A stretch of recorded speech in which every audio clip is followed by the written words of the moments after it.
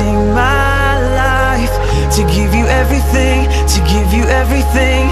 I'm lifting my hands, I'm lifting my heart, I'm lifting my life to give you everything, to give you everything.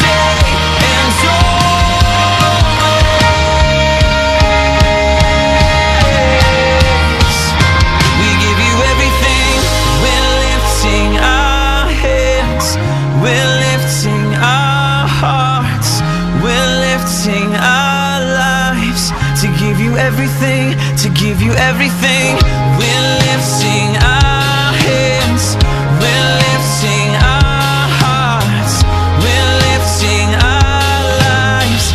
To give you everything, to give you everything, we're lifting our hands, we're lifting our hearts, we're lifting our lives. To give you everything, to give you everything, we're lifting our hands, we're lifting our hearts, we're lifting our lives. To give you everything, to give you everything.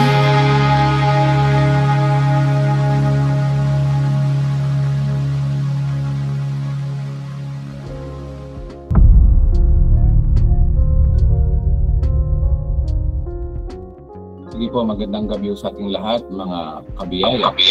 Good evening po,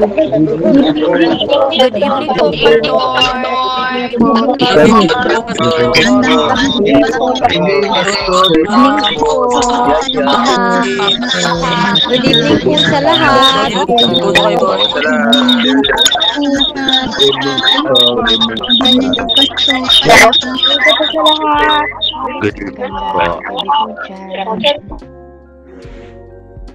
Okay, so magandang gabi sa ating lahat, Luzon, Visayas at Mindanao, at pati ang lahat ng mga nasa ibang bansa na rin na mga kapatid natin sa Bundaigdig.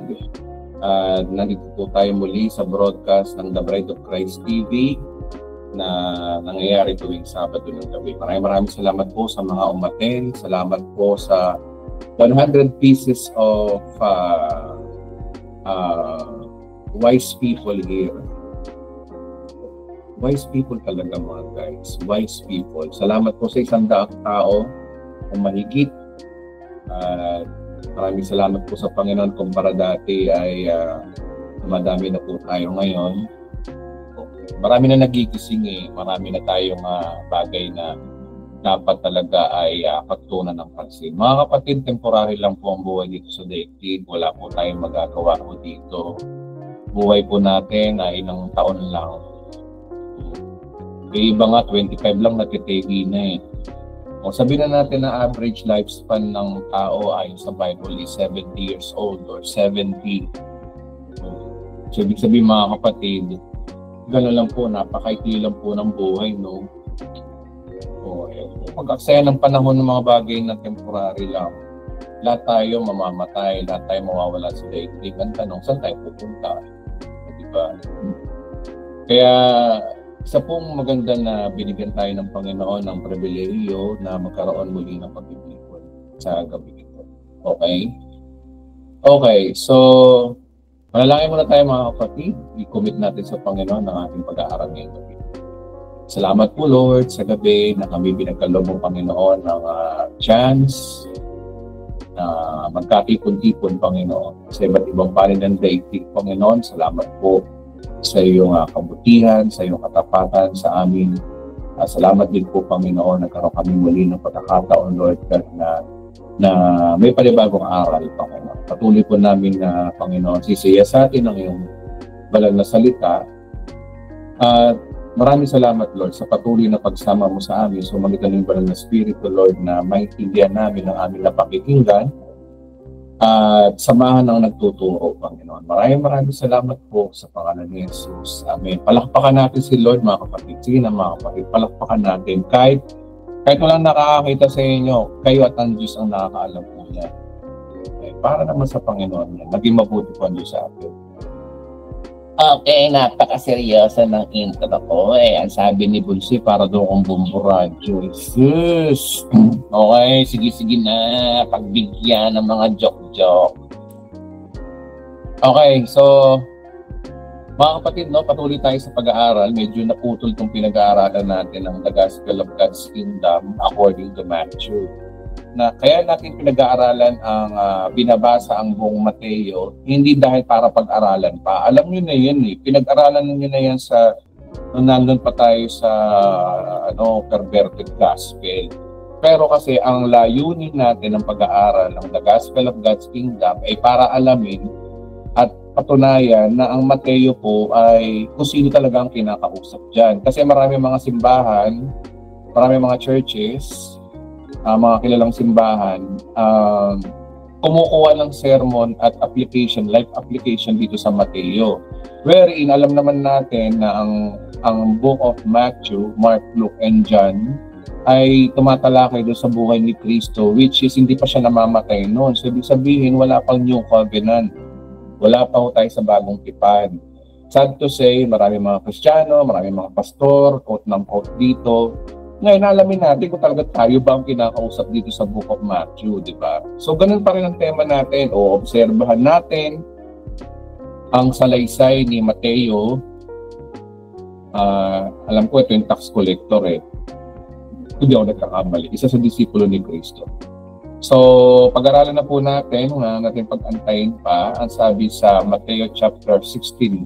Simulan natin sa Mateo chapter 15 pala. 15 and 16 na po tayo. Matthew chapter 15, verse 1. Basahin natin. Again, kaya natin ito babasahin, hindi para pag-aralan pa, alamin pa, kung hindi tingnan natin, kung anong merong view, malaman natin ang totoo kung ito ba ay application para sa atin. At kung paano isinasalaysay ni Juan ang Gospel of God's Kingdom. Alam na natin ang Gospel of Grace, pero ang Gospel of God's Kingdom ay ito ay gospel sa mga Hudyo at sa mga kapanahunan ng Tribulation Age. So sa pang-Hudyo ito, ngayon marami kasing mga nagko-quote na hindi nila alam kung saan nila dinadampot ng verse na ito. Ngayon, isa-isayin po natin.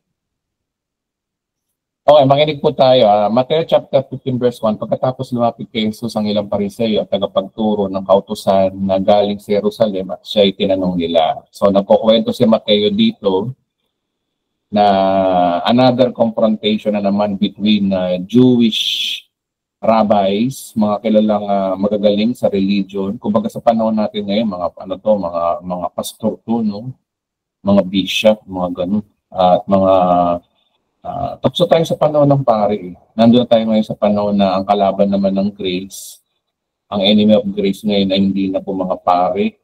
Alam naman natin na mga pari at mga arsobispo, alam naman natin na They are not yet converted as Christian because they are mixed with paganism. Pero ngayon, sa panahon ngayon, ang enemy of grace sa panahon natin ngayon ay pastor sa pastor na. Kasi nga, marami mga pastor na perverted gospel pa. So, dito po nagkatalo yun. Okay? Okay. Verse 2, bakit nilalabag mo ng mga alagad mo ang mga katurang minana natin sa ating mga ninuno? Kumakain sila ng hindi muna nabuhugas ng kamay ayon sa paraang pinag-uutos. Okay. Dispensation. Anong panahon ito? Panahon na hindi pa namamatay si Kristo. Sino nagsasalita dito? Between Christ. Sino nagsasalita pala dito? Si Mateo, syempre. Anong kwento to? Ito yung kwento ni Jesus Christ ay hindi pa namamatay at nakikipagturo sa mga Hudyo na mga under the law. So, ibig sabihin, tungkol sa batas to ng mga ng mga Hudyo. Ibig sabihin, kung ito'y batas sa mga Hudyo, ito ay kautosan sa mga Hudyo, kaninong pinag-uutos to? O, sa mga Hudyo, tanong, Hudyo ka ba? O, hindi, dapat malinaw na po yun. Sabihin, hindi tayong kausap dito, pero ino-obserba natin ang kanilang conversation. Sabi dito, no? Ito yung mga espiritu ng mga religious, na yung mga sanay sa tradition ba? Na nakasanayan, itong turo namin, ayaw nang lumago, di ba? Dati, tayo ay perverted. Ang nangyari sa atin, nabuksan ang ating isipan, nag-desisyon tayo na sa katuruan na exotic sa atin, no? Biro mo dati, no, naniniwala tayo na para maligtas ka, kailangan mag-ministry ka, kailangan may gawin ka, kailangan ay magsimba ka linggo-linggo, kundi nawawala ang iyong kaligtasan. Pero ngayon, nung na-convert tayo, isang mind-blowing yung nalaman natin na we are saved not by our works, but through the grace of God by our faith.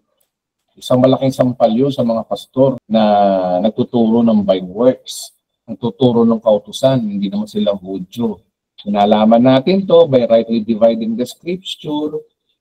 Di ba, na nagpapakita na tayo ay nabuksan dun Biro mo, no, na dati hindi tayo nanghingi ng tawad sa Diyos. Akala natin natutuwa ang Diyos dun. Yung pala, nalaman natin ang katotohanan, no, na-convert tayo ng full grace. Nalaman natin ang katotohanan na, ay, hindi pala ganun.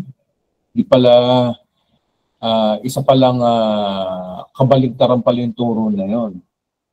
Na pinatawad ka na Pag nakikristo ka na, pinatawad ka na, nabubuhay ka sa pananampalataya, so kailangan mo pananampalataya na pinatawad na.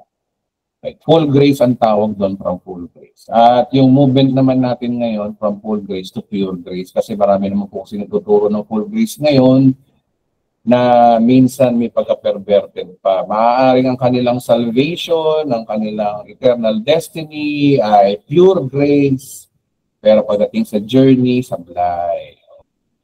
Kaya isang paglabas sa kahon to mga kapatid Yung nangyayari dito na sinasabi ng mga Pariseo na minanang turo, ito'y paglabas sa kahon. Dati nakakahon sila na kailangan sumunod sa utos ng Diyos. Nung dumating si Christ, ayon sa John 1:17, the law came from the Moses, but grace and truth came through Jesus Christ. Na parang si Jesus ay nagtuturo ng grace. Pero itong mga Hudyong to, law. Kaya napakamalaking bigil sa kanila yung mga religious na minane, kagaya ng kumakain sila ng hindi muna naguhugas sa kamay ayon sa parang naguhuto. Siguro nakita ng mga Pariseo na bakit mga alagad mo ganun? Di ba dapat bago kumain, kailangan mo nang maghugas ng kamay? Siguro yung mga alagad, tongguts na, o naglafang kagad, o hindi naghugas ng kamay, o yun nangyari. Tapos, ito mga religious to. So, yun bigyan ko na kayo ng magandang background. Siguro naman makasabay na kayo sa mga ikukwento ni Mateo. Pagdating ng verse 3, sinagot sila ni Jesus, bakit naman ninyo nilalabag ang utos ng Diyos dahil sa inyong tradisyon? Nagrebat si Christ dito, no? Bakit naman ninyo nilalabag ang inyong utos? Na utos ng Diyos sa inyong tradisyon?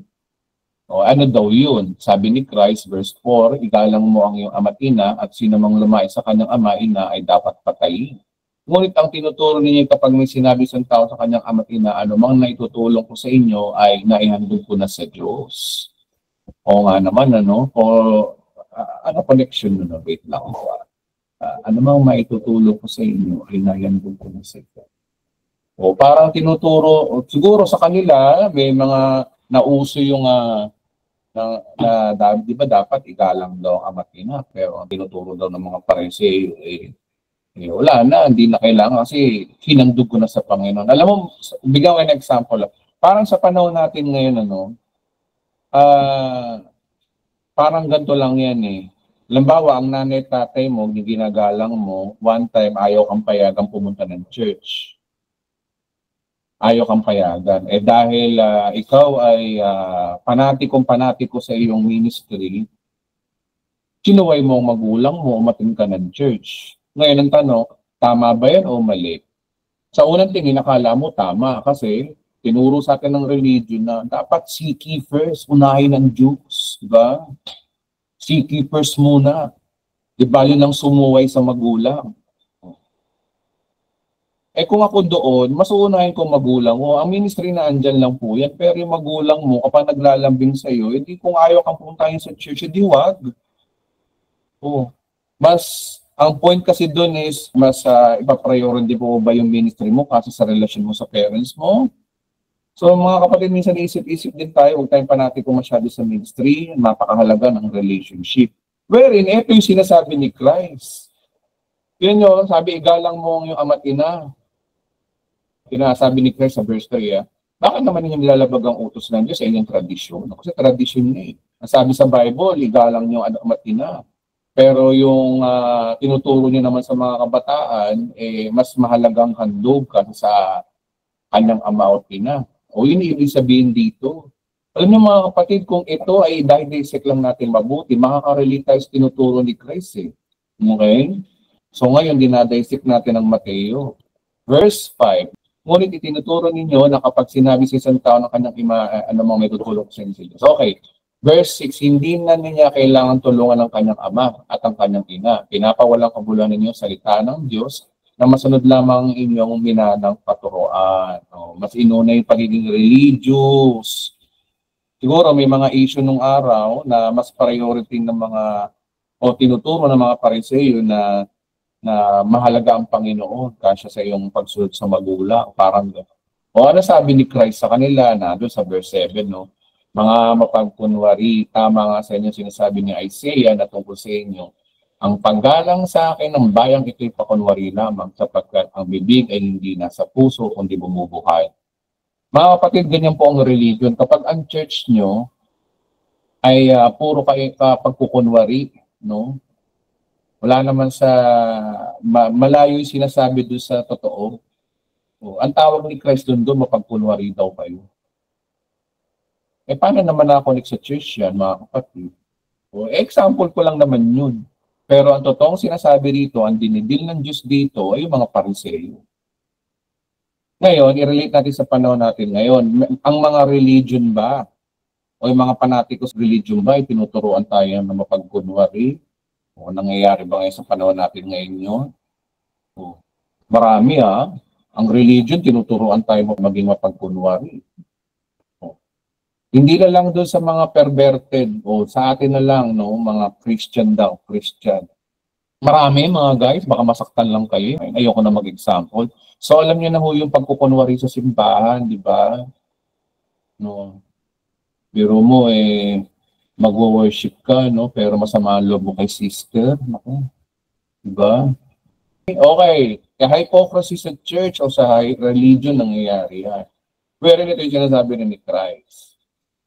Okay, at walang kabulan ng kanilang pagsamba sapagkat tinuturo nilang galing sa Diyos ang kanilang mga utos. Di ba nangyayari din naman yan sa mga religious na tao, religious institution? Na lagi nilang ito sabi ng Diyos. Utos daw ng Diyos, hindi naman inuutos ng Diyos. Sabi daw sa Bible, wala naman sinasabi sa Bible na gano'n. O agaya niya, mga inventong turo, backslider, wala naman sa Bible ang backslider. Marami mga tinuturo ang mga religion na wherein sila lang may sabi pero hindi naman sinasabi ng Diyos. Bisan mas banal pa sa Diyos. Yan po ang religion. Ito yung sinasabi ni Christ, walang kabulan ng kanilang pagsamba sapagkat ang tinuturo nila ay galing sa Diyos ang kanilang mga utos. Meron pa nga binanggit si Christ dati, ewan ko sa version na sinasabi na ang pagpatay sa inyo, ang pag-persecute sa inyo, akala nila sa Diyos sila ng naglilingkod. Wherein, nangyari ho yan noong mga Dark Ages sa panahon ng Roman Catholicism na akala nila ay nalulugod ang Diyos sa kanila sa pamamagitan ng mga pagpatay ng mga heretics. Panahon ng Reformation period, sinusunog ang mga Kristiyano sa stake, marami mga torture. Tapos nagsasign of the cross, akala nila na sa Diyos yung ginagawa nila sa ngalan ng Inquisition. Meron din ganun. Nature sa religion na lagi nilang sinasangkalang na ginagamit nila ang Diyos ayon sa kanilang utos. O ganyan ang religion. Ito rin, ganito rin dito sa panahon ni Christ. Walang kabuluhan ng kanilang pagsamba sapagkat ang tinuturo nilang galing daw sa Diyos ay kanila palang utos lang. Okay, naipaliwanag na natin. Verse 10, pinalapit ni Jesus sa mga tao, sinabi sa kanila, pakinggan ninyo at unawain ang aking sasabihin. Ang lumalabas sa bibig ng tao, hindi ang pumapasok ang siyang nagpaparumi sa paningin ng Diyos. So, ito po ay another topic na ano ba yung nagpaparumi sa tao? Sa panahon na ito, ang mga Hudyo, balik muna tayo sa panahon nila, bakit sinasabi ni Kristo? Kasi sa panahon na ito, ang mga Hudyo ay mas legalistic doon sa mga bawal na pagkain. Bawal ang ganito, bawal ang ganito, bawal ang ganito, bawal ang baboy, bawal ang dinuguan. Parang sa panahon natin yung bawal. Maraming bawal-bawal sa kanila. Ngayon, nire-rebuke sila ni Christ. Hindi yung pumapasok. Kasi di ba, bawal ang pagkain, bawal yung mga pagkain binikti. Ganun sa Hudyo, maraming bawal. Ngayon, binabasag ni Kristo to, no? Alam niyo, hindi naman yung pumapasok o yung kinakain. Kung sinabi pumapasok, yung kinakain, ang siya nagpaparumi sa kanya sa paningin ng Diyos. Kasi, ang sinasabing pumapasok dito, hindi ito sa kinakain mo, kay mga Hudyo, no? Kasi ang dami yung mga bawal. Siguro nakita ni Christ na masyado silang concentrated doon sa pagiging religious, na bawal ganito. Nakalimutan nila yung essence ng kautusan. Ngayon, piniliwanag ni Kristo ang kautusan sa pagdating ng verse 12. Pagkatapos, lumapit naman ang mga alagad, sinabi sa kanya, hindi po ba nyo alam na nasasaktan ng mga Pariseo sa sinasabi niya? Kaya mga kapatid, si Jesus Christ, ang panahon na yun, direct to the point. Hindi siya kagaya ng iba tagapagturo na na hinay-hinay, masyadong magalang, hindi makabasag pinggan. Si Christ din hindi ganon. At yun nga rin siguro ang nagiging impluensya sa amin dito sa Bride of Christ na magturo ng diretso, prangka, lalo na't vlogger din naman ako. Kaya wala akong pinipili, masagasaan na masagasaan. I don't care. I will say the truth. I will tell the truth. And the truth will set us free. Ganun doon ko ginagaya si Christ na pag totoo, totoo. Pag mali, mali. Kapag sablay, sablay. Pag kasinungalingan, dapat ilangtad. Tinan nyo, sabi dito ng mga alagad, no?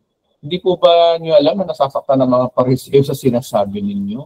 Sabi ni Christ, sumagot siya, ang bawat halamang hindi taninim ng aking ama na nasa langit ay bubunutin. Grabe si Lord, no? Siguro si Lord dito, piko na sa mga Pariseo, kaya napaka-drastic, napaka-dogmatic. Hindi raw kasama doon sa mga maliligtas ay nasa langit ay bubunutin o itinanim ng aking ama. O ibig sabihin, hindi sa kanya o hindi nakatakda. Yun yung ibig sabihin. Verse 4, tinayaan nyo sila yung mga bulag at taga-akay ng mga kapwa bulag. Ang mga kaparehong bulag ay umaakay sa kapwa bulag. Pareho silang nauhulog sa hukay. Kailangan humingi ng tawad araw-araw. Parang relasyon lang yan. Kailangan humingi ka ng tawa sa karelasyon mo. Na-open ng Diyos. Na-open. Kung ikaw nga may magulang diba? Pag may kasalanan, dapat kang mag-sorry. Dapat ganyan yung mga bulag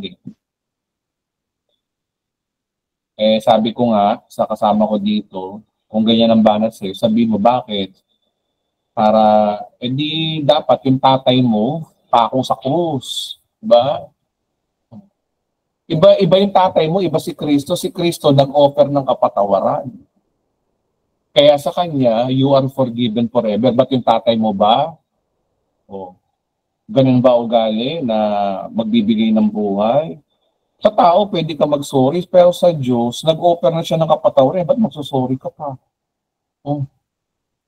Tapos, ito pa masakit. Ang nais ng Diyos, paniwalaan mo yun na pinatawad ka na.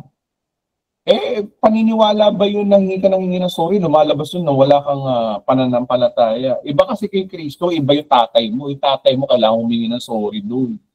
Lalo na napaka-stricto ng tatay mo.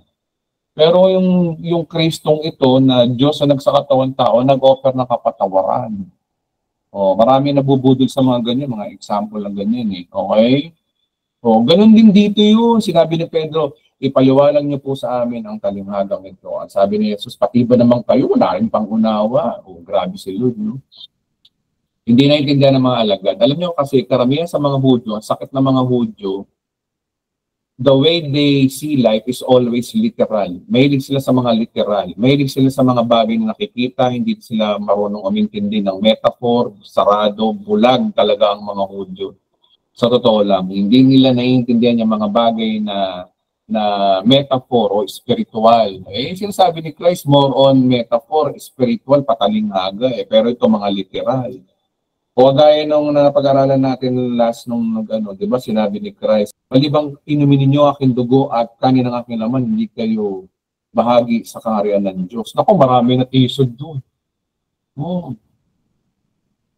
Likas pa naman sa maraming tao, lalo na kung mababaw ka, kapag naiba yung turo, matitisod ka talaga kasi hindi kaya ng hindi kaya ng guts mo, hindi kaya ng utak mo, yung sinasabi ng Bible. Tandaan niyo po ito mga guys, kapag wala ang banal na spirito sa iyo, hindi mo maintindihan ng Bible. Pero pag nasa iyo ang banal na spirito, kahit malalim ang tinuturo ng isang tao o isang pastor, maiintindihan mo kasi you have the Holy Spirit. If you do not have the Holy Spirit, ikaw yung klaseng tao na lagi mong nire-reject yung turo, lagi kang kontra, lagi kang walang tiwala sa nagtuturo. Yun yung mga taong wala ka talaga, hindi naiintindihan ng Word of God. They are using their mind to understand the Word of God instead of the Holy Spirit. Ganun po yun. At ganito yung nangyayari sa mga Pariseo dito, they are blind. The Holy Spirit has not on them. Wala talaga. Kaya sabi rito ni Christ, pati ba naman kayo wala rin pang-unawa? Sinabi lang ni Christ. Verse 17, hindi ba ninyo nalaman na anumang pumapasok sa bibig ay tumutuloy sa tiyan ay pagkatapos ay dinudumi? Mabigat to Hindi ba ninyo nalaman na anumang pampasok sa bibig at tumutuloy sa tiyan at pagkatapos ay dinudumi? Tama. Ito yung science to, no, mga kapatid. Pag kumain ka, syempre, bandang huli, i-jabs mo rin yun. Di ba? Pagdating ng 18, ngunit ang lumalabas sa bibig ay nanggagaling sa puso, iyan ang nagpaparumi sa tao. If you have the Holy Spirit, maiintindihan mo ito So, ibig sabihin, ang sinasabi pala ni Christ dito na ang nagpaparami sa tao ay hindi yung pagkain, literal na pagkain, kundi yung nanggagaling sa puso natin. Yan ang nagpaparami sa tao. Alam nyo, napakaganda ng ibig sabihin ni Christ dito, nagpapatunay na sa bagsak natin talaga yung mga tao, tayo talaga ay makasalanan. Walang mabuti sa atin mga kapatid. Tanggapin nyo na ang katotohanan. Ano man lumalabas sa bibig mo, lahat talaga huyaan ay nanggagaling sa puso mo. At yun daw ang nagpaparumi. Hindi naman ako may sabi niya si Christ. Tanggapin na natin ang katotohanan na walang bagay na banal sa atin. Okay? Yung pinagmamalaki mong pagiging worshiper mo, hindi mo pwedeng pagmalaki sa Diyos yan. Na ikaw ay worshiper banal para purihin mo ang Diyos. Alam niyo mga kapatid, hindi ko sinasabing hindi na kayo magpuri sa Diyos. Pero ang foul dito, yung pinagmamalaki mo na ikaw ay worshiper para malugod ang Diyos sa iyo, that is a big lie. Kasi ang sabi sa Bible, walang anumang bagay na malinis sa puso natin. Iyan daw ang nagpaparumi sa tao. Ibig sabihin, Pastor, hindi na ako mag-worship. Of course, you will. Gawin mo yan na magpapasalamat sa Panginoon. Depende sa motibo mo. Pero kung motibo mo, pinagmamalaki mo sa Diyos yan, ikaw ay close kay Lord, ikaw ay banal, kasi sa ibang Kristiyano, that is a big, big lie. Maliwanag naman sa Hebrew chapter 13, sa Hebrew na we must offer our sacrifices of worship or praise and thanksgiving. Hindi praise lang, kundi thanksgiving. Thanksgiving for what? Maraming mga nagtuturo na Thanksgiving daw, di nila alam kung ano ipapasalamatan nila. Pero tayo mga nananampalataya kay Kristo, naiintindihan ang finished work of Christ, ang Thanksgiving na dapat natin binabanggit doon, yung tinapos niya sa krus ng Kalbaryo. Yun ang tama. Kaya dapat ang motibo mo pag nagwo-worship ka kay God ay hindi yung masabi sa simbahan na ikaw ay worshiper, ikaw ay nagwo-worship ako, kayo hindi. So that is hypocrisy. Pero if you are worshiping God, kahit walang tao, kahit nag-iisa ka lang, nagwo-worship ka dahil sa bagsak mong kalagayan, pinupuri mo siya, dahil sa kanyang kabutihan, naging banal tayo dahil kay Kristo. Yan po ang tamang worship. Yan po ang tamang praise.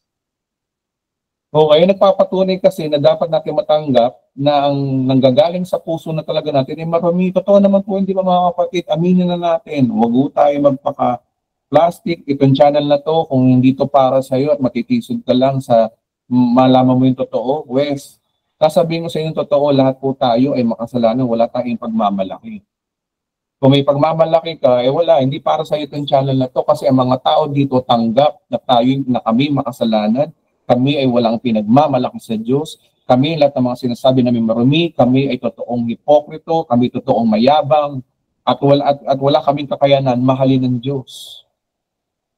Ngayon, ang good news lang sa amin, buti na lang mahal kami ng Diyos. Mabuti na lang yung Diyos na ito ay nagsakatawang tao sa amin. Mabuti na lang dahil kay Kristo ay naging matuwid kami sa Diyos. So ano ang pagmamalaki namin? Yung katwiran ba namin? Hindi. Ang pinagmamalaki namin sa channel na to, yung katwiran ng Diyos na iginawad sa amin.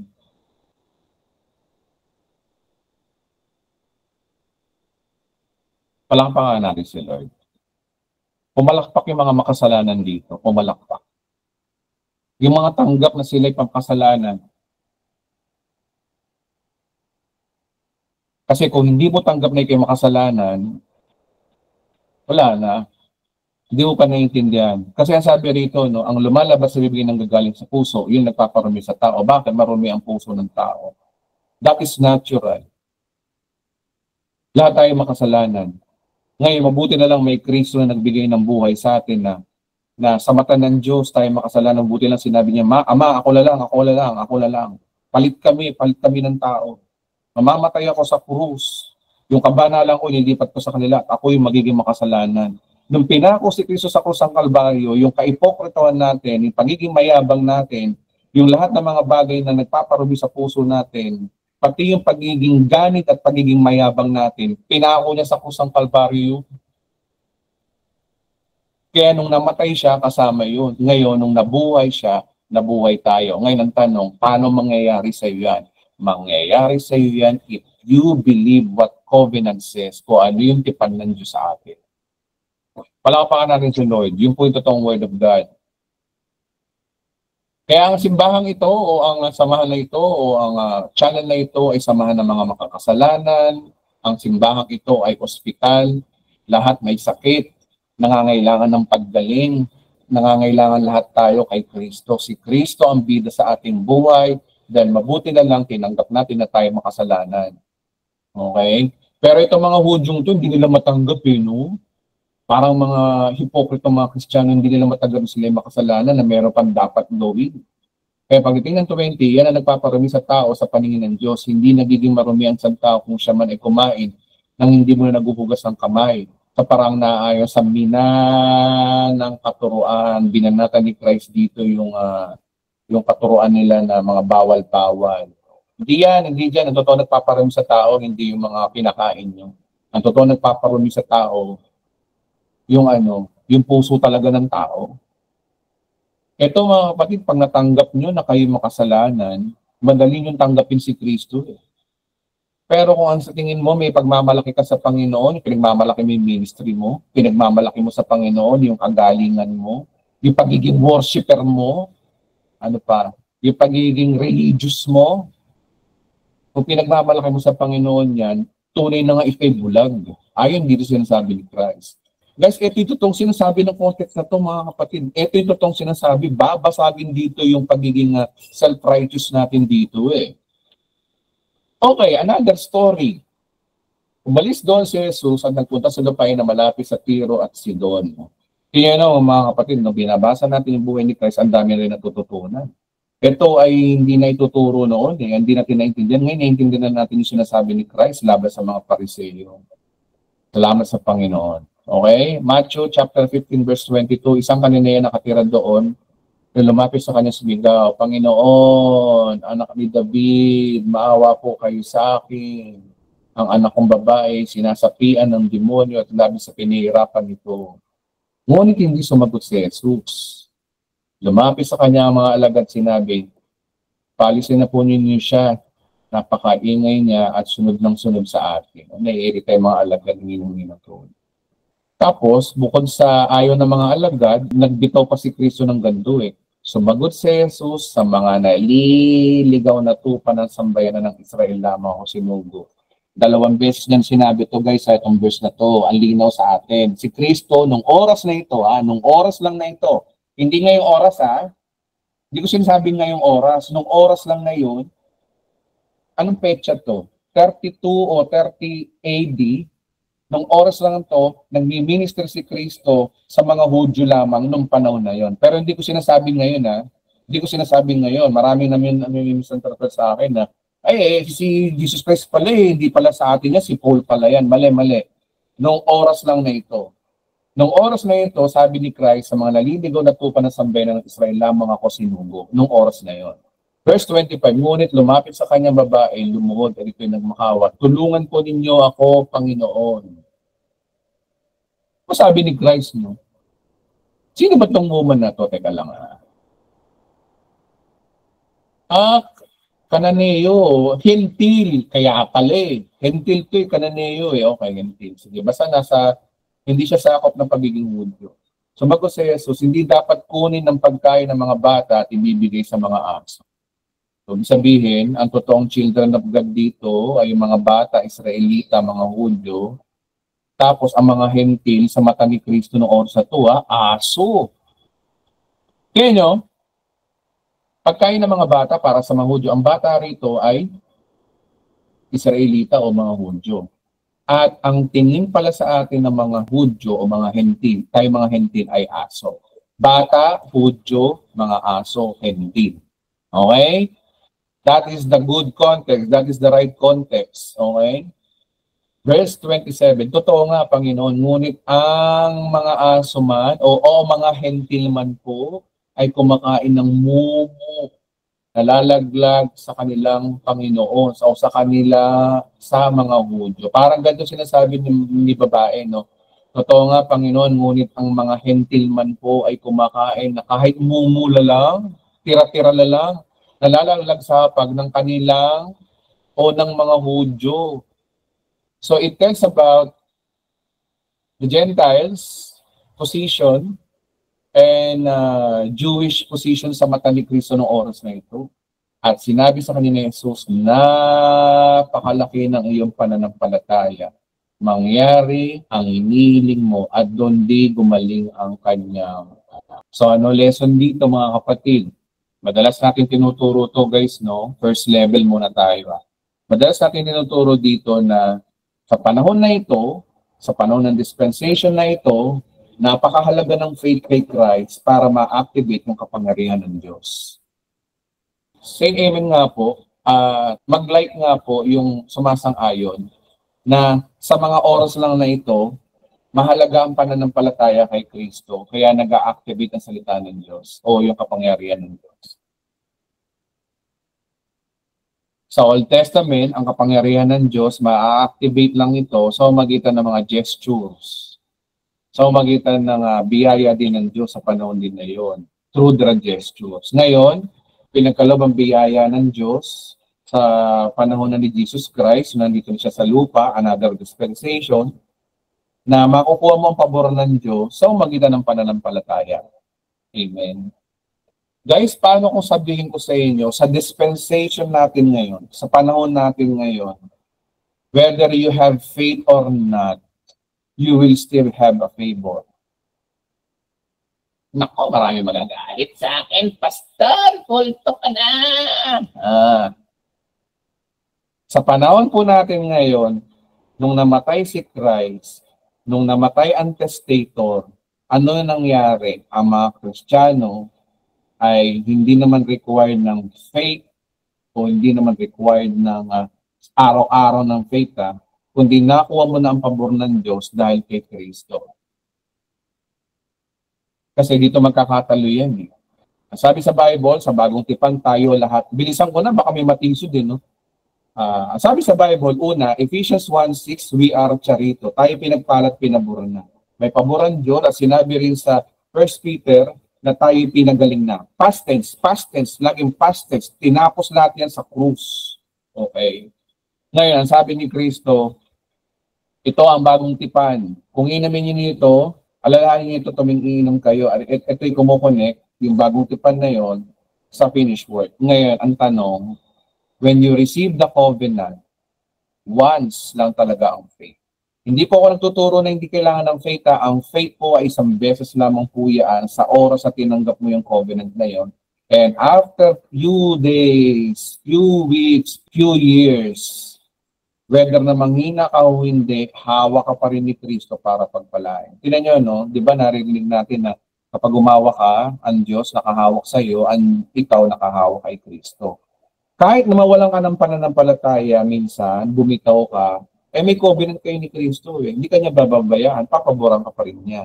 Kaya ako nasabi na sa panahon natin ngayon, sa panahon ng bagong tipan, magtiwala ka man sa Diyos minsan, araw-araw o minsan hindi, pagpapalain ka pa rin dahil sa gawa ni Kristo, hindi sa gawa mo. Inuulit ko mga kapatid, ito masakit to sa iba. Magtiwala ka man sa Diyos, dumating man yung time na minsan hindi sa sumusunod na araw, pero dahil tinanggap mo yung covenant ng Diyos kay Kristo at si Kristo inalok sa atin to sa Mateo chapter 26, pagpapalain ka pa rin dahil kay Kristo. Ano man ang nangyayari sa iyo sa buong buhay mo, ay kalooban ng Diyos, ay transition ng buhay mo. Saan ko nasabi yun? Romans 8:28, all things that work together for good. Lahat ng nangyayari sa atin, pabor man sa atin o hindi, kalooban ng Diyos yun para sa ikabubuti natin. Ayon sa Romans 8:28. Kaya mapagpalaya po ang pure grace. Mapagpalaya po ang covenant na full grace. Kasi doon sa full grace lang na naiintindihan natin dati. We have a covenant. Kaya sa panahon na ito, hindi dapat natin i-apply ito Mateo to na so magitan lamang ng pananampalataya, pinagaling ka. Ibig sabihin, kung wala kang pananampalataya, hindi ka pinagaling. Pero ang sabi, liwaliwanag sa bagong tipan, kapag nasa bagong tipan ka na, ang lahat ng mga bagay sa iyo ay niloob na ng Diyos, tinataka na ng Diyos yun. Once you receive the covenant, usapan na ng Diyos Ama yun na ano man ang gawin mo, pagpapalain ka whether you perform o hindi. Guys, mag-ingat kayo sa mga turo na kunwari faith, pero ang lumalabas, works. Okay? Mag-ingat po kayo sa mga turo na kunwari faith, ginagamit ang faith, pero ang totoo nun, that is by works. Kasi, ang sabi sa Bible, we are only have the finished work of Christ. We are saved by grace through faith, not by our works. Ang faith na yon, ang liwaliwanag na ito ay isang beses lamang. Kaya kung tatanungin niyo ako, kung idea ito ay application sa atin hindi, ay hindi naman po. Kasi ito ay panahon pa ng mga Hudyo. May sinasabi ni Christ na na pinagaling ka ng iyong pananampalataya. Sa New Testament, wala namang ganun Mga sulat ni Pablo, may ganun ba? Wala. Kay Pablo, tuldok na. Kayo ay charito noon pa. Kapag kayo ay na kay Kristo. Paano ka mapupunta kay Kristo? By accepting the God's covenant na sinasabi ni Jesus Christ sa Mateo chapter 26, na wherein yung finished work of Christ na yon ay nakapaloob doon. Ganun pa rin, full grace pa rin. Di tayo nakukulto, di po kulto. Okay? Okay. Hanggang 50 lang naman tayo. Pag-alis doon, nagbalik si Jesus tabi ng lawa ng Galileo, umakyat siya sa bundok na nagturo. Nagdatingan naman ang napakaraming tao, may dalang pilay, bulag, lupo, pipi, at marami pa mga ibang sakit. Dinala nila ang mga ito sa paanan ni Jesus at sila pinagaling niya. Okay, maganda to. Good news wherein ito ay gustong-gusto ng mga Hudyo, himala. Kailangan mag-himala ni Kristo dahil nga kasi ang mga Hudyo ay mahilig sa himala. They are to see, to believe. Hindi sila kagaya natin mga hentil, tayo ay nabubuhay sa pananampalataya. We are walk by faith, and not by sight. Pero itong mga Hudyong to, they are walk by their sight, not their faith. Baliktad sila. Naiintindihan ni Kristo yon, walang sapilitan, kaya ang ginagawa ni Kristo sa mga oras ito, naghihimala siya. Pagdating ng 31, kaya mga tao na makita nilang nakapagsalita na ang mga pipi, gumaling ang mga lumpo, nakalakad ang mga pilay, at nakakita ang mga bulag. Kaya pinuri nila ang Diyos ng Israel. Okay, so mo naman dito yung 4,000 sa pinakain. Alam niyo na ito mga kapatid, yung nag-multiple si Christ ng pagkain. Ano? Same story lang po yan. Alam na po natin na. So the reason is, kailangan gawin ni Kristo to kasi ang mga Hudyo ay kailangan ma-convert by miracles. Okay? Ngayon, ganyan ba ang paraan sa panahon natin ngayon? Kasi marami mga evangelists na kailangan na daw nila mag-himala para ma-convert daw ang mga Hentil. Ay ibang dispensation na po yung panahon natin. Ang sabi sa Bible, ang mga Hudyo kailangan ng himala. Tayo mga Hentil, ay by faith. We are living by faith. It requires faith to the finished work of Christ. Nakakalungkot, maraming mga evangelists kailangan nilang maghimala, wherein karamihan sa mga himala naman yan, parang hindi totoo. Naalala ko dati nung umatin ako kay Benhin. Guys, di ko siya nasabing kulto si Benhin pero ito ay ayon sa katotohanan. Totoo naman One time, umatin ako doon 2,000. Bata pa ako. Charot. Mga binata pa ako ng 2,000. Umatin siya rito sa Mequerino Stadium. Tataka ako, nung magpapapray over na, tataka ako bakit hindi pwede pumasok yung mga Pilipino para mag-miracle pagalingin. Bakit merong pag-aantay. Yung pala, meron na palang, pero yung mga pinapagaling ni Benhin, yung Pilipinas to nakakapagtaka, pinapagaling ni Benhin, ay hindi mga Pilipino, kundi mga taga-abroad. Tapos nag-leak, maraming mga nag-leak doon, maraming nagsabi-sabi, ewan ko, totoo. Hindi totoo, binayaran lang yung mga kunwari ipilay na nakagaling. So that is fake miracle. Bakit? Kasi sa panahon ngayon, hindi naman kailangan ng himala, hindi naman tayo Hudyo. Ang kailangan sa atin ngayon ay pananampalataya. Okay, so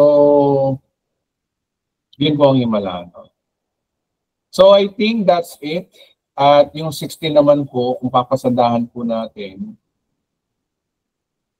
para seduces the man demand sign. Yung sinabi ko ni Christ dito na, ito story ko lang to, yung mga Pariseo humingi ng sign. Ang sabi ni Christ, ang galing-galing nyo maghanap ng sign. Kung kailan darating, kung anong panahon nito, kung kailan uulan, pag madilim ang langit, uulan. Nakakabasa kayo ng palatandaan, ngunit hindi nyo nababasa ang palatandaan ng kasalukuyang panahon. Ano yung kasalukuyang panahon na ito? Nandiyan na yung Bisaya. Nandito na ako, ayaw mo pa rin naghahanap ka pa ng sign. Nababasa naman nila sa kanilang Torah o yung Old Testament books na ito yung Messiah at fit na fit si Kristo, ay nilang paniwalaan si Kristo. Kaya sabi ni Kristo, lahi mga masama taksil sa Diyos, sagahan kayo ng patandaan, ngunit walang pinapakita sa inyo. Malibang ang himalang nangyari kay Jonas pagkatapos umalis si Kristo, si Jesus. Maiksi yung kwento ni ni Mateo, yung kay Jonas. Pero sa ibang mga libro, ibang gospel, sa core gospel ng God's Kingdom, ay inilelaborate ni Kristo na 3 araw siyang pupunta sa ilalim ng veil o sa ilalim ng impyerno. Kagaya din ni Jonah na 3 araw na nasa ilalim daw ng tiyan ng isda. So, it is about resurrection of Christ. Hindi nila naiintindihan ng mga Hudyo yun.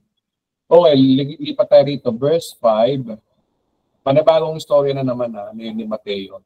Nang tumawid sa ibayo ang mga alagad, nakalimutan nila magdala ng tinapay. Sinabi, mag-ingat kayo sa pampaansang ginamit ng mga Pariseo at mga Saduceo. Hindi naintindihan ng mga alagad to. Kaya sabi ng verse 7, nag-usap-usap ang mga alagad kasi wala tayong dalang tinapay. Kaya sinabi niya yun. Hindi naman hindi naman po literal na tinapay. Alam niyo, pa nandito kayo, matatawa kayo sa mga alagad sa panahon na ito. Literal na mag-isip ang mga alagad. Palibasa mga Hudyo kasi, sakit ng mga Hudyo literal. Okay? Verse 8, alam ni Jesus ang pinag-uusapan nila, kaya tinanong sila, bakit ninyo pinag-uusapan kayo walang dalang tinapay? Napakalit na inyong pananampalataya. Wala ba kayong pagkaunawa hanggang ngayon? Hindi lang naunawaan eh. Nakalimutan na ba ninyo kung paano pinaghati-hati ang 5 tinapay, 5,000, ilang kambing, etc. Hindi tungkol sa tinapay ang sinasabi ko. Ano daw, nang sabihin ko sa inyo, mag-ingat kayo sa pampansang ginagamit ng Pariseo. Hindi ba naunawaan daw yun? At naunawaan nila na sila pinag-iingat niya sa mga katuruan. Yung tinapay is katuruan. Katuruan ng mga hindi naintindihan ng mga alagad. Ang sinasabing tinapay ni Kristo doon, dala ng mga Pariseo na pampaad sa yung mga mixture na turo o yung mga sablay-sablay na turo ng mga Pariseo. Paano ko nasabi? Ito, pinaliwanag din ni Christ, verse 12. At hindi pampalsang ginagamit sa tinapay. Okay, that is symbol. Tingnan nyo si Christ, no? Napaka-metaphor siya magturo. Pero tayo naiintindihan natin kasi we have the Holy Spirit. Hindi gaya ng panahon ng mga alagad, wala pang banal na Espiritu sa kanila, hindi pa dumadapo sa kanila, na kay Kristo pa lang. Nangyari ang pagbautismo sa banal na Espiritu nung namatay na si Kristo after few days sa Pentecost, doon pa lang. Kaya yung mga bagay na spiritual, hindi nila naiintindihan, kaya tinitake nila ng literal. So anong big idea dito? Kapag wala pa ang banal na Espiritu sa iyo, hindi mo naiintindihan yung mga bagay na mga metaphor sa Bible. If you have the Holy Spirit, maintindihan mo yun. Mabuti na lang si Christ, puspos siya ng banal na Espiritu sa oras na ito, kaya piniliwanag niya. Ito, sabi nila sa mga alagad, hindi nyo naiintindihan, hindi naman tinapay yung sinasabi ko. Ang sinasabi ko dito, yung katuroan. Hindi na kayo malinaw. Siguro, sabay-sabay yung mga alagad, yung pala yun. No? Naintindihan nila. Verse 13, nang dumating si Jesus sa bayan ng Cesarea ng Pilipos, sinong siya, Pilipos? Nasaan siya? Gentile. Kaya nung niya mga alagad, anong sinasabi ng mga tao patungkol sa anak ng tao? Sumagot sila, ang sabi po nila ay kay Juan na taga-bautismo. Sabi naman po ng iba, kayo si Elias. At may nagsabi na kay propeta o isa sa mga propeta. O si Jeremias. Tinanong ulit sila ni Jesus, ngunit para sa inyo, parang sininggilan ni Christ, kayo mga alagad ko. Sino ko para sa inyo? Sumagot naman si Pedro, kayo po ang Kristo, ang anak ng Diyos na buhay. Ano sabi ni Jesus? Sinabi sa kanya ni Jesus, mapalad ka, Simon, na anak ni Jonah, sapagkat ang katotohanan ito ay nireveal sa iyo ng hindi na sinumang tao, kundi ang aking amang nasa langit. Himala ito mga guys, na inaintindihan mo ang mga bagay na spiritual, kasi nga wala pa yung banal na spirito sa mga Hudyo, pero good thing, pinuri ng Diyos. Nang ang katotohanan ng sinabi mong ako ay Kristo ay hindi ko sinabi ng tao, kundi galing talaga sa Diyos. Hindi galing kay Pedro. Kaya sabi niya, mapalad ka, Simon na anak ni Jonah, sapagkat ang katotohanan ito ay pinahayag sa inyo sino man tao, kundi ang aking amang nasa langit. Yan yung mga kapatid, no? Ang istoryang ito ay nagkukwentuhan lang sila. Tapos, pagdating ng verse 18, nabanggit ni Jesus Christ ang iglesia. Naku po, maraming religion ang kinukot ng verse na to, na iglesia daw ang tunay na kaligtasan. Kaya, basahin tayo maigi. At sinabi ko sa inyo, ikaw ay Pedro. Sa ibabaw na batong ito, itatayo ko ang aking iglesia o ang kanyang church. This is the first time na nabanggit ng iglesia sa New Testament sa bibig mismo ng ating Panginoong Jesus. At ang pintuan ng daigdig ng mga patay ay hindi magtatagumpay sa kanya. Ibig sabihin, pag sinabing ang pinto ng daigdig ng mga patay, ibig sabihin, hindi mapupunta sa impyerno kapag nasama ka doon sa iglesia na ito. Okay? Yun lang naman ang sinabi ni Christ, hindi ka mapupunta sa impyerno sa iglesia ito. Tapos ito namin siyang kapito ng mga IMC. Nabanggit na ng iglesia, sila na daw yun. Hindi na, porque ba sinabi iglesia rito? Nasaan ang kaligtasan doon? Sabi nila, yan yung kaligtasan niyan. Kaligtasan para pag pumasok ka sa kawan ng mga tupa ni Kristo. Kung ano na ng mga sinabi nila. Hindi po. Sinasabi lang ni Christ na may iglesia, itatayo ka lang niya. At sinabi niya na iglesyang ito ay matatag. Kahit kamandag ng impyerno ay hindi mananaig. O sinabi lang naman ni Christ doon, ansan ang salvation doon? Tapos yung verse 19 naman tungkol sa mga Katoliko na misinterpret nito. Sabi ni Jesus Christ kay Pedro, ibibigay ko sa iyo mga susi ng kaharian ng langit. Ano mang ipagbawal mo sa lupa, ipagbawal sa langit. Ano mang pinintulot mo sa lupa, pinintulot mo sa langit. Dalawang religion ang nagko-quote nito, born again, tsaka mga Katoliko. Yung sinabi ni Kristo na ibibigay ko sa iyo susi ng langit, o inapisinterpret ng mga Katoliko, si Pedro daw may susi. Kaya nangyari nun. O ayun, nauso yung kwento na pag umakit ka ng langit, sasalubong sa'yo si Pedro. Tapos, may manok. Kasi nga, tumilaok nga yung manok sa kanya. Yung manok na yun na tumilaok, siguro, inampun niya, nilagay niya sa langit. Ikaw yung tumilaok, sama kita sa langit. No? Yung, kaya parating sa langit, sasalubong sa'yo si San Pedro, no? Tsaka yung kanyang manok na binuking siya. Ang turo ng Katoliko. Hindi naman literal yung sinasabi ni Kristo na susi ng langit eh. Actually, kung titignan mo the history sa Book of Acts, si Pedro naman talaga ang naging susi sa mga Hudyo ng Christianity at sa mga Hentil. Hindi si Pablo ang naging susi sa mga Hentil, si Pedro pa rin. Dahil una na-convert si Pedro nang siya ay nangaral sa mga Hentil, at isa nga dito yung kilalang si Cornelio. Historically, nag-fulfill nga. Pero hindi literal na susi yun. Tapos ito naman mga born again na to, ito kinote, ano mang ipagbawal mo sa lupa, ipagbawal sa langit, ang pinintulot mo. Ayan sabi ng Panginoon sa atin, sabi ng Panginoon, ano man ang ipagbawal, kaya in Jesus' name, lumayas ka dito. Nasira yung sound system ng church, nawala yung mic, nagka-cast out yung mga worshiper. In Jesus' name, umayos ka. Umayos ang mga wire. Ito mga una, hindi ka naman si Pedro eh. Si Pedro lang ang pinagsabihan nun. Mga guys, tingnan nyo, napakalaga ng common sense context. Sino ba kausap ni Christ? Si Pedro, sinabi nga, ikaw ay Pedro eh. Tapos ano ipagbawal mo sa lupa, ipagbabawal sa langit. Sa kanya lang po ito sinabi. Bakit nakikisali tayo? Yun ang naging problema. Minsan kasi, quote tayo ng quote sa Mateo, hindi natin alam kung sinong kausap. Napakahalaga mga kapatid na doon tayo sa katotohanan, hindi mo pwedeng ilagay mo, ebidensya ng ibang pastor na ilagay nila ang sarili nila dyan. Diba? Kung tutusin nga tayo mga Kristiyano, hindi na natin kailangan yung may ipagbawal, hindi mo na kailangan mag-in Jesus name dito sa lupa. All you have to do is tanggapin ang katotohanan na sa pabor ng Diyos. Hindi mo kailangan mag-cast out para na umalis ang kamalasan. Dahil kay Kristo, wala ka ng kamalasan mangyayari sa iyo at lahat na nangyayari sa iyo ay kabubuti mo. Pero yung iba mga Kristiyano, kailangan may sabihin pa, may ganito pa.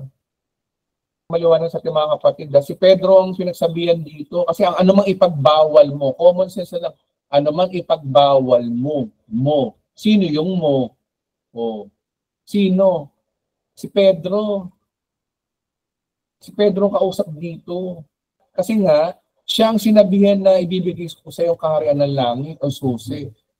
Kung ikaw ang kinakausap dito, hindi dapat pati susi ng langit, i-claim na rin natin mga Christian. Hindi naman si Pedro ang pinarapesi dito. Darating ang oras, si Pedro ay magdedeklara ng gospel sa mga Hudyo at Hentil. At meron siyang kapangyarihan na anumang ipagbawal mo dito sa lupa, pagbabawal sa langit. Siguro, nangyari nga yun, ng panahon na nakulong si Juan at si Pedro, yun ang ginamit ng kanyang authority na makawala siya. Nagkaroon sila ng kapangyarihan na makawala sa kulungan. Wherein na-fulfill din naman, di ba? Kaya ang chapter 16, ang Matthew chapter 16 verse 19, hindi po tayo kinakausap dito, si Pedro po kinakausap dito. Prophecy ito kay Pedro, mga kapatid. Tapos, itong mga iglesia ni Cristo, nasaan dito yung kaligtasan? Nagkukwentuhan lang naman yung mga alagad. Parating ng verse 20, at may quit niyang inuutos sa kanyang mga alagad na huwag nang sabihin kanino man na siya ang Kristo. Nasaan ang salvation dito, mga iglesia? Diyos ko, nagtatalo to, no? Itong MCGI, itong iglesia, mga Sabadista, nagtatalo kung anong tamang iglesia. Kahit magtalo kayo dyan, hindi dyan ang kaligtasan, ang kaligtasan na kay Kristo. Kaya yung mga binibigay nilang verse, wala namang malinaw eh. Alam nyo ang anong malinaw na salvation? Alam nyo kung anong malinaw? John 3:16. Oh. Ang John 3:16 ang tunay na kaligtasan. Ang sabi sa John 3:16, di ba? Linaw. Oh. 15 pa lang tayo. Upang sino man sumalkaya sa kanya magkaroon ng buhay na walang hanggan, sinong kanya? Ang anak ng tao, si Kristo. Parating ng 16, etong totoong salvation. Sapagkat gayon na lamang pag-ibig ng Diyos sa katawan, kaya ibinigay niya ang kanyang anak, si Kristo. Ano daw gagawin mo kay Kristo ang upang ang sino mang sumampalataya sa kanya ay hindi mapahama kundi magkaroon ng buhay na walang hanggan. Ito ang accurate na salvation, hindi yung simbahan. Hindi yung grupo nyo. Oh. John chapter 6 verse 40. O ano bang kalooban ng Ama? Kalooban ng Ama ano daw? Salvation. Ito totoong salvation. Sabagat ito ang kalooban ng aking Ama, ang lahat ng kumilala at sumampalataya. Sa Iglesia ni Cristo ba? Kay Eli Soriano ba? O kay Ellen G. White ba? Hindi naman, di ba? Kanino? Kay Kristo, ang anak, ay magkakaroon daw siya ng buhay na walang hanggan. At siya'y muli kong bubuhay sa huling araw. So, maliwanag na sinasabi rito, tinuturo ng bagong tipan na kay Kristo ang kaligtasan, hindi sa mga grupo at membership nyo. Membership, pila-pila, naka-biometrics pa. Okay. Okay na, basta taas ng BP mo na naman. Okay, si Jesus Christ, pinauna niya na ang kamatayan. One time, si Christ, sabi niya, mamamatay ako ako'y papatayin mo ng 3 araw, ako'y muling bubuhayin. Alam niyo si Pedro kanina, bida sani. Sabi, same Peter na sinabihan ng Diyos na ikaw ay Kristo, at same Peter din na sinaniban ng demonyo. Sinaniban siya ng demonyo dito. O, tinama, si Pedro, ginamit ng Diyos Ama na magsalita ng katotohanan. At itong Pedro din to ay sinabihan ng gawa ng demonyo. Tingnan niya, basahin natin. Dinala niya sa Pedro sa gabi ng sinamulang pagalitan, Panginoon. Nung sinabi ni Christ sa mamamatay siya, sabi ni Pedro, Panginoon, huwag nawang itulot ng Diyos. Kailangan hindi yan nangyayari sa iyo. Ano sabi ni Cristo sa kanya? Pedro, umalis ka sa harapan ko, Satanas. Adlang ka sa aking landas. Ang isip mo hindi sa Diyos, kundi sa tao. Biro mo, no, si Pedro kanina ay nangusap ang Diyos sa kanya na si Kristo ay Diyos, si Jesus ay Kristo. At same Peter din na sinabihan na lumayan ka, Satanas, ang isip mo hindi galing sa Diyos. Nakakatawa itong nangyayari kay Pedro talaga nung araw. Alam niyo mga guys, ang matututunan natin dito, si Pedro ay naging dakilang parang bishop nung panahon ng New Testament. Pero ang kanyang nakaraan nagpapatunay na marami siyang kahinaan. So ibig sabihin, anong big idea dito? Ang mga alagad ay pinili ni Kristo hindi para maging banal, na sila ay banal, kundi they are what? They are sinners, hindi perfecto. Hindi perfecto ang mga karakter na bida sa Bible. Isa lang ang perfecto sa Bible, si Kristo. Pero yung mga nababanggit dito, basahin na yun. Okay na. Okay. At sinabi sa 24, sinabi niya sa kanya, mga alagad, at sino mang nagnais sumunod sa akin. Tingnan niyo, no? Basahin natin maigi. Ito, maraming napudol na maling interpretation dito. Okay. Basahin muna natin. Sinabi niya sa kanya, mga alagad, ang sino mang nagnanais sa sumunod sa akin, ay kinakailangang itakwil niya ang kanyang sarili. Pasanin niya ang kanyang krus at sumunod sa akin. Ito mga kinukot ng mga MCGI, mga Iglesia ni Cristo, mga Katoliko, na kailangan daw sumunod kay Kristo. Kailangan daw gayahin kay Kristo. Itakwil daw niya, maghirap daw. No? Lahat, yun ang outline ng kanilang preaching. Bandang huli, kailangan mo rin maghirap. No? Kasi pasanin mo ang kanyang krus. Ang tanong, kailangan ba talaga yun? Mamaya malalaman natin. Ang naghahangad na makita sa kanyang buhay, mawawalan nito. Ngunit ang nawalan ng kanyang buhay, alang-alang sa akin ay makakamit nito. Sapagkat ano ba mapapala ng isang tao, makantam niya ang kanyang buong daigdig. Ngunit mapapahama naman ang kanyang sarili. Ano ba mababay-babay ng isang tao para mabawi ang kanyang buhay? Sapagkat darating ang anak ng tao kasama ng kanyang mga anghel at taglay ng dakilang kapangyarihan ng kanyang ama sa panahong iyo, gagantipalaan niya bawat tao ayon sa ginawa nito. Tandaan niyo, may ilan sa inyong narito na hindi mamamatay hanggat hindi nila nakikita ang anak ng tao na dumarating bilang hari. Ito, may seryoso itong verse na ito. No? Pinangahawakan to ng preterism na nangyari na daw ang rapture. Kasi si Juan, buhay pa nung panahon na to, siya yung prophecy na hindi mamamatay hanggang din dumarating ang anak ng tao. I will research this verse first. Next time guys part niyo muna. So, pero kasi, ito yung misquoted verse, ang interpretasyon nila dito, kailangan daw magsakripisyo ka, sumunod sa utos ni Kristo. Hindi mo naman maintindihan kung ano yung utos ni Kristo. Tapos itong mga sabadistang to, ang utos ni Kristo, kautusan. Diyos ko. Ang tinapos nga ni Kristo ang kautusan, tapos iuutos niya kautusan. Hindi kaya ang utos ni Kristo dito, yung bagong utos, na mahalin mo yung kapatid, no? Di ba? Hindi kaya yun. Tsaka pangatlo, kinakailangan niya itakwil ang kanyang sarili. Tama ho to. Kaya, kinakailangan niya itakwil ang kanyang sarili, pasalin ang kanyang krus, sumunod sa akin. Tapos ang naghahangad na mag-iis ng kanyang buhay, mawawalan. Ngunit, kung mawala ng kanyang buhay, alang-alang sa akin ay makakamit nito. Ang tanong, ito ba ay utos, guys? Utos ba to? Mawawala ba ang iyong kaligtasan kung hindi ka sumunod sa mga inuutos ni Kristo? Hindi naman malinaw sa ibang religion kung ano yung utos ni Kristo? Tingnan natin, ito ba ay mandatory? Kaya ibang mga pastor, tuturo, kailangan mo sumunod kay Kristo, kailangan mo kung siya'y naghirap, maghirap ka rin. Kulang na lang, ibang mga Katoliko, nagtako sa krus, pinako nila sarili nila. Yung ba tinuturo ni Kristo rito? Mandatory ba talaga? Actually guys, basahin natin by common sense understanding. Ang sabi ko sarili dito, sinabi ni Jesus sa kanyang mga alagad, ang sinumang, ano daw? Nagnanais. Mga gusto lang. Nais. Gusto. Hindi sinasabing kailangan sumunod sa akin. Hindi Ang sinumang nagnais. Ngayon, tingnan natin sa Greek. Kung yun ba talagang sinabi rin na ito ba ay ang sino man lang o optional o kung sino yung voluntary.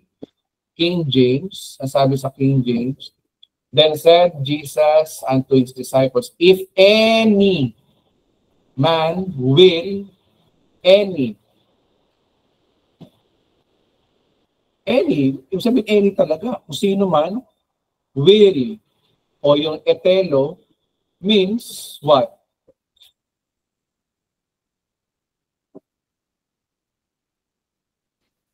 Are used o willing, yung gusto lang. Ngayon, gamitan natin ng common sense. Sabi lang ni Kristo, kung sino man, yung sino man gusto. Pero walang sinasabi dito kaparusahan. Ang sinabi lang, kung gusto nyo lang, kung may gusto, kung gusto nyo lang edi sumunod kayo. Kung gusto nyo sumunod sa akin, hindi kailangan itakwil lang inyong sarili. Pasanin ang kanyang krus sa sumunod sa akin. Alam nyo ba ang ibig sabihin ni Kristo na pasanin nyo ang kanyang krus sa sumunod sa akin? Alam nyo kung ano to? Hindi to kahirapan Hindi. Ano to? Sa ang pangatlo mga kapatid, sino ang kausap dito? Mga 12 disciples. Kaya nga si Pedro, di ba, kausap niya? 12 disciples. Sabi ito, ang naghahangad ng magligtas ng kanyang buhay, mawawalan nito. Ngunit ang mawala ng kanyang buhay, alang-alang sa akin, ay magkabrito. Ibig sabihin mga kapatid, ang pagpasan pala ng krus ay yung magligay ka ng buhay kay Kristo. Ibig sabihin, martyrdom. That's it, common sense. O, di ba sinabi niya kay Pedro yan? Mahal mo ba ako? O agape? Di ba nga agape is giving our lives to Jesus? Magpapakamatay ka talaga? Kasi si Christ, binigay ang buhay niya sa atin. Ngayon, tanong, applicable ba sa mga Kristiyano to? Ba't mamamatay ka kay Kristo? Ay namatay na nga si Kristo sa iyo. Ang problema, itong verse na to na may misquote, ginagamit ito ng mga perverted Christian, perverted pastor. Kaya tinan mo, no, yung buhay nila, sakripisyo talaga. Talagang walang ano, bumulan, bumagyo, may ministry, may COVID-19, ministry pa rin. So ano, big idea, hindi mo sa atin to, sa mga alagad po ito. At literally, nangyari nga ho to after few years, si Pedro, binabaligtad siyang pinako sa krus, namatay. Si Santiago, na kapatid ni Jesus Christ, pinugutan ng ulo, namatay. Si Pablo, ganun din. Sa kanila to, hindi ho sa atin. Sa atin kasi, nagbigay na ng buhay si Kristo.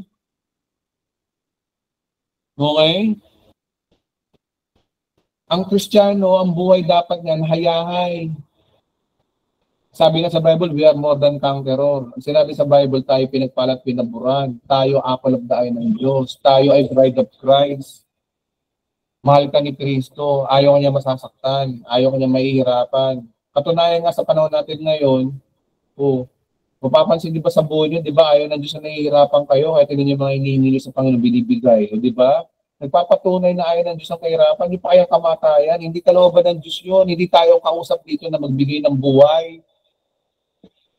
Okay, so big idea ang Mateo, books of Matthew, ay hindi po dapat sa atin to. We read this as a reference. Ang tingnan natin dito, yung sinasabi pa rin ni Apostol Pablo. So yun lamang po mga kapatid, ang dinisect na natin ng 15 and 16. And this recording will be broadcast sa susunod na linggo. So panoorin nyo na lang po.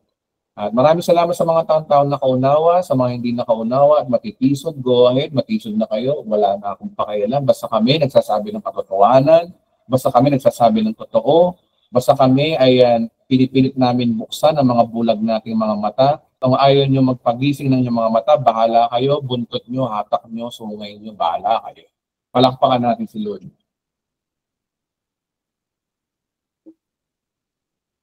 Hindi na uso yung mga preacher ngayon ng mga pabebe-bebe. Mag-rapture ni, baka nga September, nawanga. Baka nga September. Mamadali na ang Lord, kaya dapat, duguan ng labanan. Si Satanas nga nagdo-double time. Dapat tayo triple time. Kaya triple time din yung pananalita nating maaangas. Okay? Salamat sa Panginoon, papuri sa Diyos, tinataas ko si Kristo rito. Ang channel na to ay Bida si Kristo, hindi religion, hindi ng sino man tao. Maging ako, hindi bida rito, kami mga alipin lamang na walang kabuluhan. Sabi nga, di ba? Kami ay tagapaglingkod lamang. At pare-pareho lang tayong kailangan ng Kristo dahil tayo ay makasalanan. Palakpakan natin si Lord.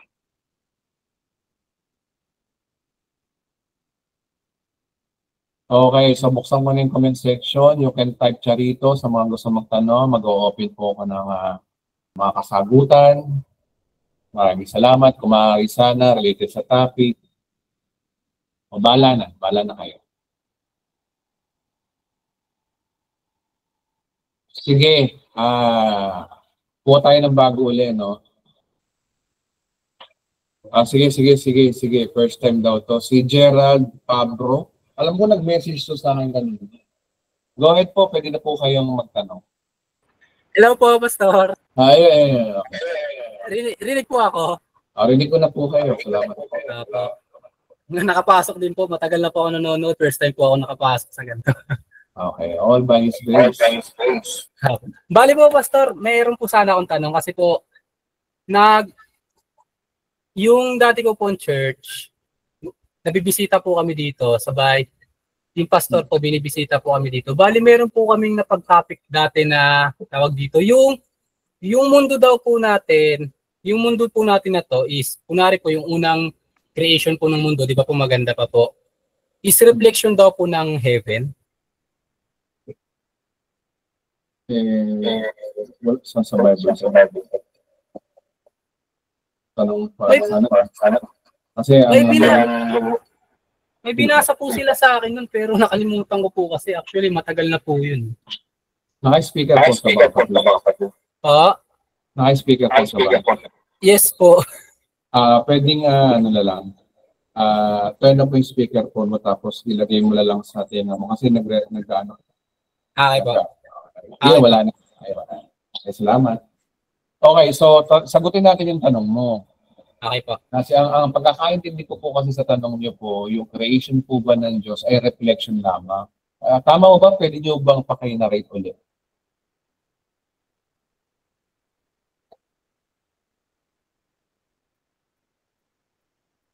Hello po.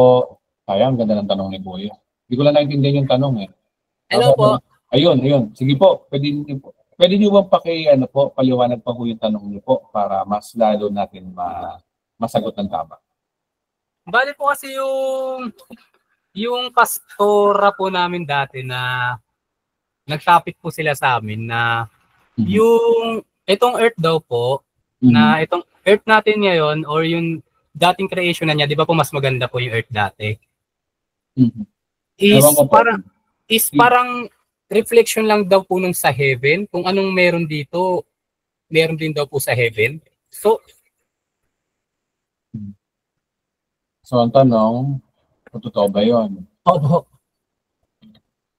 Parang sinasabi mo na kung ano yung earth dito, parang parallel. Parang ganun ba po? Ayun po yung nasabi. Opo. Yun po ay may binabanggang Bible verse kapatid. Na pareho yung earth sa heaven. Malaki. Pero bibigyan ka ng isang verse na kung ano talaga yung heaven at sabihin mo sa akin kung pareho nga. Ha? Okay po. Sabi dito sa 1 Corinthians chapter 2 verse 9 to 10. Sabi rito, no? Ito daw yung heaven eh. Sabi rito, subalit tulad ng nasusulat, hindi pa nakikita ng mata o naririnig ng tenga, hindi pa sumasabi sa isip ng tao ang mga inihanda ng Diyos para sa mga bibig sa Kanya. So, ibig sabihin, ano ba yung inihanda ng Diyos? Ito yung langit.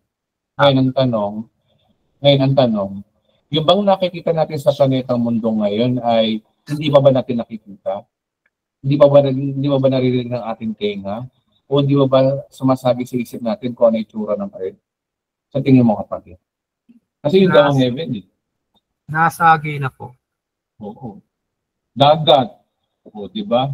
Kung alam natin may dagat. Apo. Langit. Mga hayop. O yung isa lang, yung pinakamamahal mo. Di ba? Nakikita mo. Apo. So, ibig sabihin sa heaven, hindi daw ganun. Mas hindi raw may lalarawan ang heaven mismo. So, ibig sabihin, magkaiba ang heaven sa earth. Tama ba ako? Apo. Kasi yung earth nalalarawan mo. Pero yung heaven, hindi mo raw malalarawan kung ano. No, may possibility talaga na padating sa langit, halimbawa sa langit, no? Pero dito sa lupa, 3D, malay mo sa heaven, 4D pala. So, hindi mo masasabi kung ano yung heaven. Kasi yan po ay napaka-biblical. Kaya yung nasabi sa inyo ng inyong kapatid, ng inyong pastor, mukhang nagkaroon siya ng misconception regarding po. Una, wala naman po sinasabi sa Bible na pareho ang langit at lupa, magkaiba po yun. Pero si Jesus Christ, nanalangin siya na naway dumating nawa ang iyong kaharian sa lupa. Pero siya panalangin na gano'n. Pero hindi nangangulog gano'n na pareho ang langit at lupa. Malaking pagkakaiba kapatid. Bali po kasi, Pastor Edwin, kasi po, dati po, madalas po kami binibisita dito sa bahay ng pastor namin. Bali po kasi hindi na po kami nag-church. Gawa nga po na parang nawalan po ako ng gana kasi po, puro more on works po. Kumbaga parang sapilitan lagi. Ganun po. Kaya parang, kagaya po sa pagta-tithes, yung 10% po laging binabanggit nila, ang inaano ko po naman po yung hindi naman po sa pilitan ng pagbibigay. Yun nga po yung pagkaintindi ko na po. And then yung 10% na po na sinasabi is tama po ba sa Hudyo po ng Old Testament? Actually, magkaiba yung sinabi sa mga Hudyo na pag-iikap po. Naging formal sa kanila. Pero actually, ang pag-iikap po naman talaga ay panahon pa ni Abraham na andun na. Apo. Okay. Kaya nga lang kasi, ibang pastor, inaabuso yung ganyang idea na pwede naman palang mag-tithes. Ginagawa nilang mandatory, imbis na compulsory, imbis na dito ay voluntary. Pero kasi alam nyo sa bagong tipan, wala namang inuutos na magbigay ka Kasi yun, kaya nga lang na magbigay ka kasi automatic na yun, hindi ka na kailangang utusan kapag nasa biyaya ka ng Panginoon. Kapag alam mong pinagpapala ka na. O, ugali na lang yun, wala lang sapilitan doon. Kaya nga lumalabas, walang sapilitan. It is your discretion. Tsaka wala naman inutos sa New Testament na magbigay kayo, wala naman Pero may sinabi dito, no? Sabi sa 2 Corinthians 9:7, tingnan natin kung utos ba to. 9, verse 7. Ang bawat isa ay magbigay ayon sa kanyang sariling pasya. O, yung linaw. Apo. Maluwag sa loob. Magbibigay ka ng tithes, masama ang loob mo. Hindi ganun. At hindi napipilitan lamang sapagkat ano daw ang iniibig daw ng Diyos? Ang pusang nagbibigay na may kagalakan. Nais pala ng Diyos kung magbibigay ka na may kagalakan. Pag sinabi may kagalakan, bukal sa puso mo. Pag nagbibigay daw po kasi nag-uumapaw liga, siksik, nag-uumapaw daw po. Nangyayari lang 'yon kapag success ka. Wala ka nga maibigay, paano ka magiging masaya? Ayun nga po. Opo. Tandaan niyo mga kapatid, ang tunay na nagbibigay, kaya tayo nagbibigay hindi para pagpalain, kundi tayo pinagpala na. Kapag ang buhay mo ay puno ng pagpapala, sobra-sobra pera mo, ibigay mo, masaya ka. At least masaya ka kasi yun ay excess sa iyo. Sa madaling salita mga kapatid, ang pagbibigay ay kung meron ka lang sobra. Yun lang naman yun. Pero pag wala ka kaya na magbigay, magbibigay ka, niloloko mo lang sarili mo. Akala mo ay nalulugdan ng Diyos yung pagbibigay mo. Totoo na napipilitan ka lang. Kasi, hindi naman nangyayari sa simbahan ngayon. Di ba dapat hindi sapilitan? Biro mo, pumunta sa simbahan mo, pag upo mo, meron ng envelope. Yung ba, ano ba yun? Compulsory ba yun? Parang sapilitan kasi may hiya ka hindi maglagay. Hindi po. Kaya dapat talaga sa simbahan, kami dito sa Bride of Christ, ang ginagawa namin, wala kaming offering. Basta yung love offering box namin, na andyan na lang sa labas, bahala na kayo, magbibigay kayo o hindi. Hindi namin sinasabi yan, hindi namin yan kusa nga Pinapakita namin talaga na doon tayo sa na maging malaya ang tao kung magbibigay o hindi yung parang sapilitan, parang hold up ang nangyayari. Kung mo simbahan, hold up ka. Hindi po ganun mga kapatid. Hindi po yun ang diwa ng mga nasa biyaya. Ang nasa biyaya ay graceful. Pag sinabing biyaya, dapat biyaya rin ang church. Ang church dapat hindi tinatakot, hindi yung kung ano-ano, kundi kaya nung one time umatin ako sa Bread of Life dati. Kaya nga medyo sa Bread of Life, hindi naman full grace. Pero ang maganda sa kanila, biro mo yung mga tao, maatin doon. Walang offering pero may offering box sa gate. Alam mo, mababak ang maririnig mo sa kanila sa prayer. Lord, salamat po Panginoon sa mga umatin.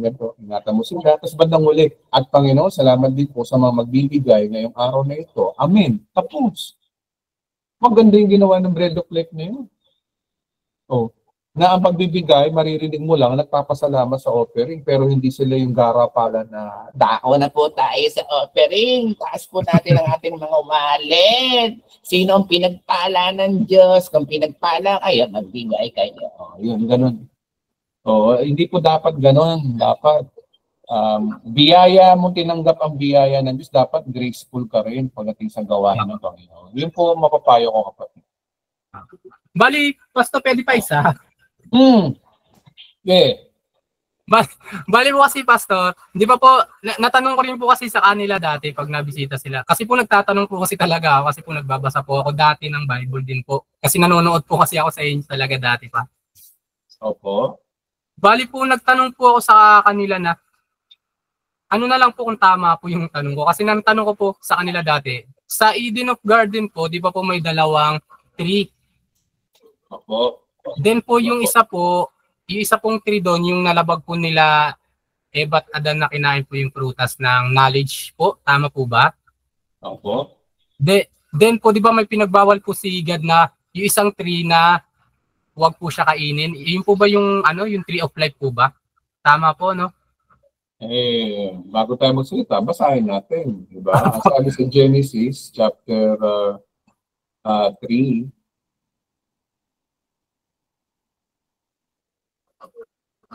Genesis chapter 2 verse 15, inilagay ng Panginoong Yahweh ang tao sa halamanan ng Eden upang ito'y pagyamanin, pangalagaan. Ang sabi niya sa tao, makakain mo ang alimampung bungang kahoy sa halamanan, maliban lang sa bunga ng punong kahoy na nagbibigay ng kaalaman tungkol sa mabuti at masama, huwag na huwag mong kakain ng bungang yon sapagkat sa araw na kainin mo yon ay mamamatay ka.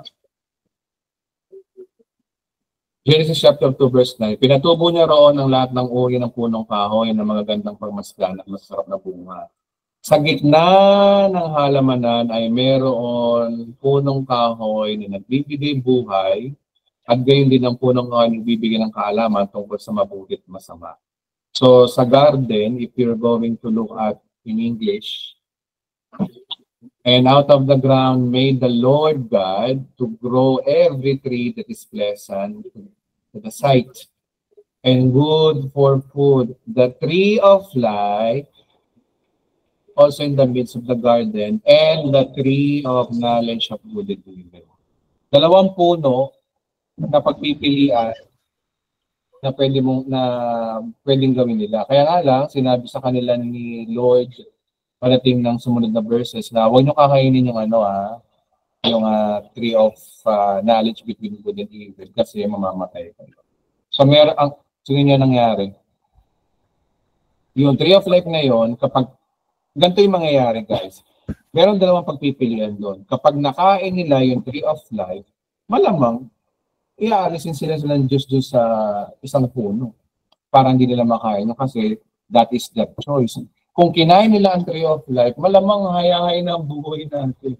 Okay na tayo. Kaya nga lang, para tayong robot nun. Ang ugali natin. Hindi kagaya nung nilob din ng Diyos na pinili nila yung tree of knowledge between good and evil. Yung nalaman nila yung totoo. Kasi dati ang mga tao, inosente, hindi nila alam ang tama't mabuti. Tama't mali. Hindi nila alam yung good and evil.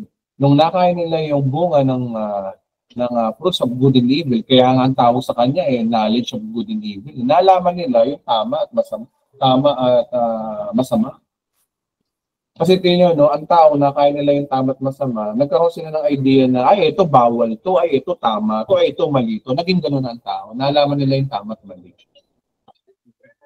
Kaya doon pumasok yung salitang idea na, ay ito kasalanan, ay ito hindi. Yun na. Kaya pumasok sa isip nila na sila yung makasala. So, ano big idea? 2 puno po yun. So, yun po ang sagot ko ron at meron pang freebies na kwento po. Yun lamang po. Salamat po, Pastor Edwin. Pasensya kanina ng umaga, nung tumatawag ka yata. Matagal na po ako nangungulit doon sa page niyo po kasi ang dami ko pong tanong dati, nakalimutan ko lang po Sana po, pag makatin po ulit sa susunod, sana po matawag ulit. Sige po. Lobe naman ng Panginoon. Basta patuloy lang po sa pag-aaral kapatid. Apo. Huwag kayong manghinawa na. Huwag kayong amen lang ng amen sa akin. Apo. Tingnan niyo yung sinasabi. Ayun po yung pinaka-naunawaan ko dito Huwag amen ng amen. Amen. Kahit kayo ng pastor, kahit sa akin. Pag nagtanda niyo mga kapatid, hindi lang sa'yo, sa mga lahat na nakikinig sa akin. Huwag kayo ng amen sa akin. Mag-aaral kayo. Tingnan niyo sa Bible yun. Pag-aralan niyo. Know the truth. Ngayon, kapag halimbawa nga, mayroon kayo na po ng mali sa tingin nyo, magtanong kayo sa akin. O, di ba? Ganun kasi nangyayari. Dapat magtanong po kayo, mag-aral po kayo. Kung meron kayong hindi naintindihan, tanongin nyo ako. Hindi lamang po yung mga kapatid. Kasi kapag halimbawa nga, matitisod tayo agad, lumalabas na napaka-immature natin, di ba? Panahon na mga kapatid, na sa pag-aaral po natin mga Kristiyano, kaya challenge ko ang lahat ng simbahan, huwag kayong amen ng amen sa pastor. Tingnan niyo yung sinasabi ng Bible. Tingnan niyo yung mga Berean, di ba sabi ni Pablo sa kanila, salamat. At sa pag-aaral natin, chine-check nyo rin kung tama ba yung sinasabi ko. Ganun po dapat ang tunay na nag-aaral ng salita ng Diyos. Ang tunay na Kristiyano. Ang tunay na Kristiyano, nag-aaral talaga, hindi yung parang wala lang. Mating ka ng church, mating ka ng full grace church. Pag uwi, tanongin mo, may natutunan ka? Ang sagot, wala. Di ba? So, yun po yung nangyayari. So, I hope dito sa Bride of Christ, hindi po tayo dapat ganon. Huwag kayong masyadong sasang-ayon sa akin. Pag-aralan nyo. Intindihin nyo kapag tama, kunin nyo. Kapag mali, magtanong kayo. Okay? Pag mali, magtanong kayo. Hindi yung... Okay, next. Yun naman po ako ay magsabi. Okay po, salamat po. Okay po. May tanong pa ba kapatid? Pwede pa po ba? Sige, may paboran dyan sa'yo. Sige. Last na lang po. Sige, last na lang. Yung sa Trinity po sana, yung, di ba po yung God the Father, God the Son, and God the Holy Spirit, sila po is iisa pero sa tatlong persona po. Tama po ba? Walang direktang turo ng ganyan, pero kung mag-aaral tayo ng buong sinasabi ng Bible, logically at with common sense, totoo po yun na sila ay iba at pwede pong magdasal kay, of course alam po natin na pwedeng magdasal kay God the Father, kay God the Son and God the Holy Spirit po is allowed din naman po talaga as in. Gusto ko lang po talaga 100% maliwanagin. Wala pong tinuturo ang bagong tipan kung kanino kayo magdasal. Basta sa Diyos po kayo nagdadasal, pakinggan po kayo. Walang requirements na ganyan na dapat kay Holy Spirit ka magdasal o walang ganon. Iisa sila, kaya pag nanalangin tayo, pwede kay Jesus, pwede sa Panginoon. Bigyan kayo ng halimbawa. Ako, pag nanalangin ako sa Panginoon, ginagawa ko. Nanalangin ako sa Ama. Panginoon, salamat po sa iyong anak na si Jesus na iyong pinadala. Salamat po sa buhay po niya na binigay mo sa akin. Salamat po ako. Panginoon, salamat po sa iyong ginawa. Dahil sa kusang Kalbaryo, pinaboran ako ng Diyos Ama. Ganun ako manalangin eh. Nananalangin pa rin ako sa kanila. Salamat sa iyo, Banal na Espiritu, dahil sa iyong guidance sa akin.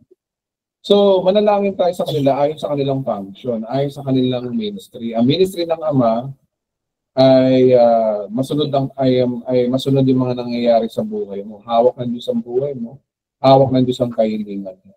Ang Panginoong Jesus naman ay yung kanyang pabor, ang kanyang guidance. At kay Holy Spirit naman ay yung guidance ng pagtuturo sa salita ng Diyos. Pero wala pong direct na sinasabi ang Bible kung kanino kayo mananalangin. Basta sa Diyos po tayo mananalangin, naiintindihan ng Diyos yun, copy ng Diyos yun. Tayo nga, di ba, sa atin, sa natin, kapag na-wrong send, halimbawa, nag-chat ka sa mag-asawa, na-wrong send ka, na-send mo sa asawang babae. So, ang ginagawa ng babae, di ba, ay may sabi sa iyo yung isang kaibigan mo. O ganun din ang Diyos. Lahat sila ay nagkakaisa, lahat sila ay lahat ng panalangin natin, granted din. Actually nga, granted na nga eh. Nung nakay Kristo ka, kapag nakay Kristo ka na, lahat ng panalangin mo, granted. Ang tanging magagawa mo lang sa Panginoon talaga ngayon ay magpasalamat. Kung meron kang hinihinging bagay, pasalamatan mo na. Kasi binigay na ng Diyos po yun eh. Mag-antay lang po tayo ng tamang oras, manampalataya po tayo sa ginawa ni Kristo, and have peace of mind po kapag nananalangin po tayo sa Panginoon. Salamat po. Okay na po? Opo, salamat po. Salamat po. Next time na lang po ulit. God bless po. Okay po. Okay, 9:45 p.m., 15 minutes left. Siguro isa o dalawa, pwede magtanong. Babae.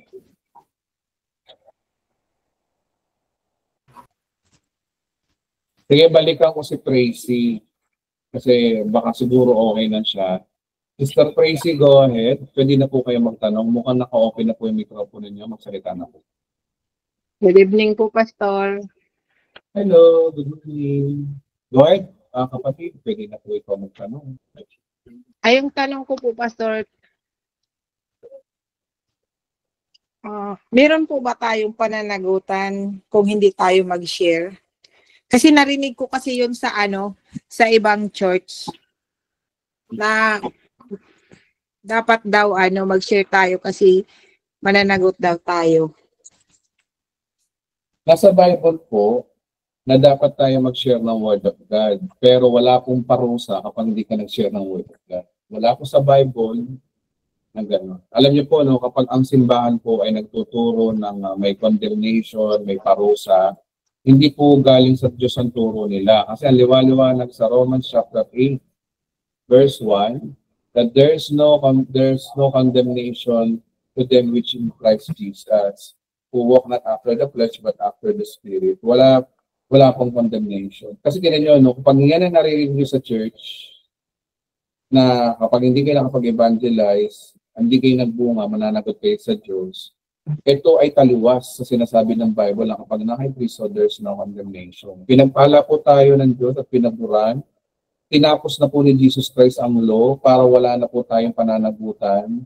Pagkandaan po natin, sa panahon natin ngayon, hindi po natin control ang mga tao na makakilala sa Panginoon. Ang Panginoon pa rin ang may control dyan at ang Panginoon pa rin ang nagtatakda. Kaya wala po sa ating mga kamay kung sino ang maliligtas o hindi, wala po sa atin. Kaya wala po tayong pananagutan.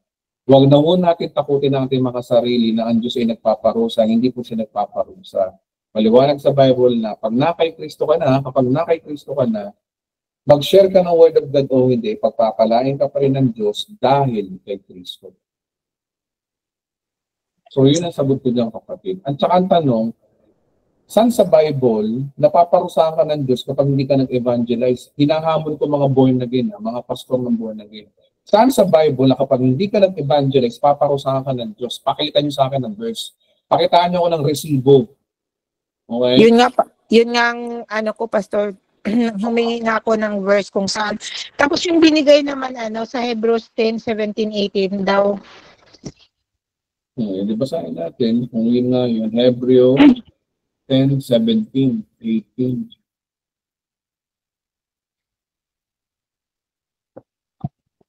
Matagal na po ako dito, Pastor, nakikinig sa Salamat po. A Bride of Christ. Simula pa nung umpisa. Ay, salamat po. Salamat. I appreciate it po. Ang sabi niyo po ay Hebrews 10:17. Tama mo ba? Hebrews 10, 17, 18. Sabi rito, pagkatapos ay sinabi pa niya, kalilimutan mo na ang kanilang mga kasalanan at kasamaan. Sapagkat pinatawad na ang mga kasalanan, hindi na kailangang magandog sa kasalanan. Napakagandang verse ito, kapatid. Pero ano mo ba ang tanong niyo rito?